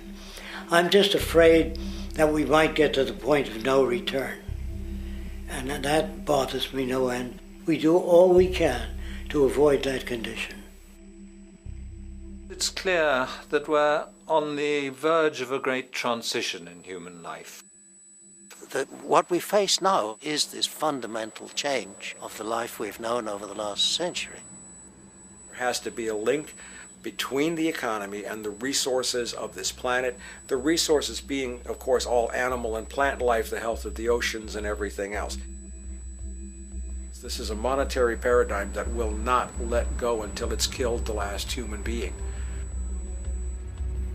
The in-group will do all it can to stay in power.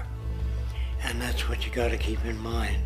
They'll use the Army and Navy and lies or whatever they have to use to keep in power. They're not about to give it up because they don't know of any other system that will perpetuate their kind.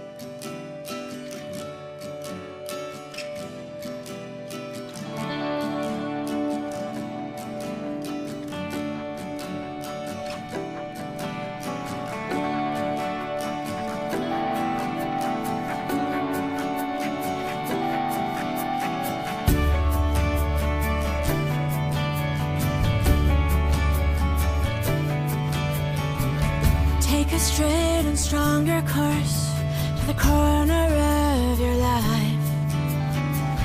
Just remember that the goal is for us all to capture all we want.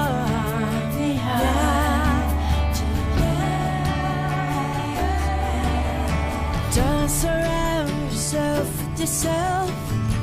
Move on back to squares. Send an instant karma to me, and I shall live with love and care for yourself. 'Cause it's time and time with your time, and its news is captured for the queen to use.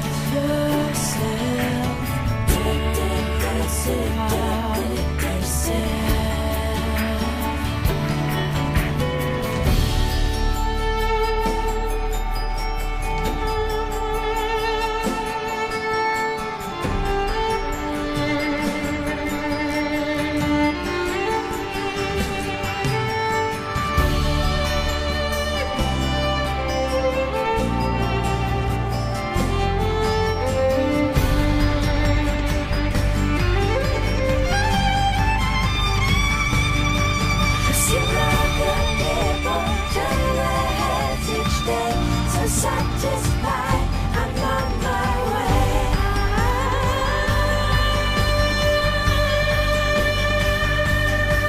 See other people turn their heads each day. So satisfied, I'm on my way.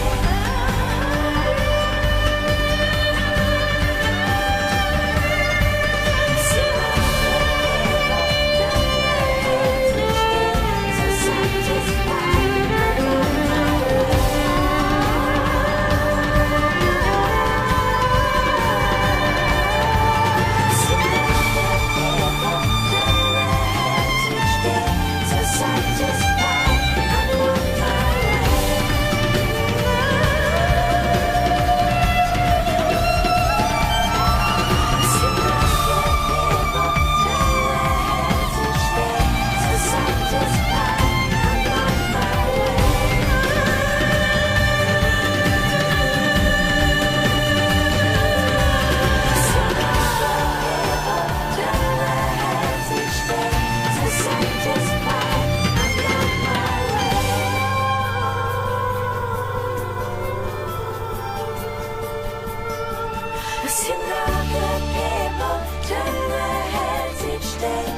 Satisfied, I'm on my way.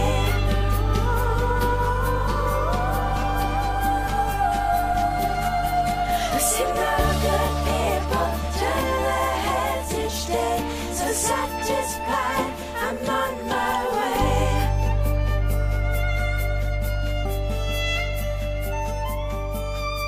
I see no good people turn their heads each day. So satisfied, I'm on my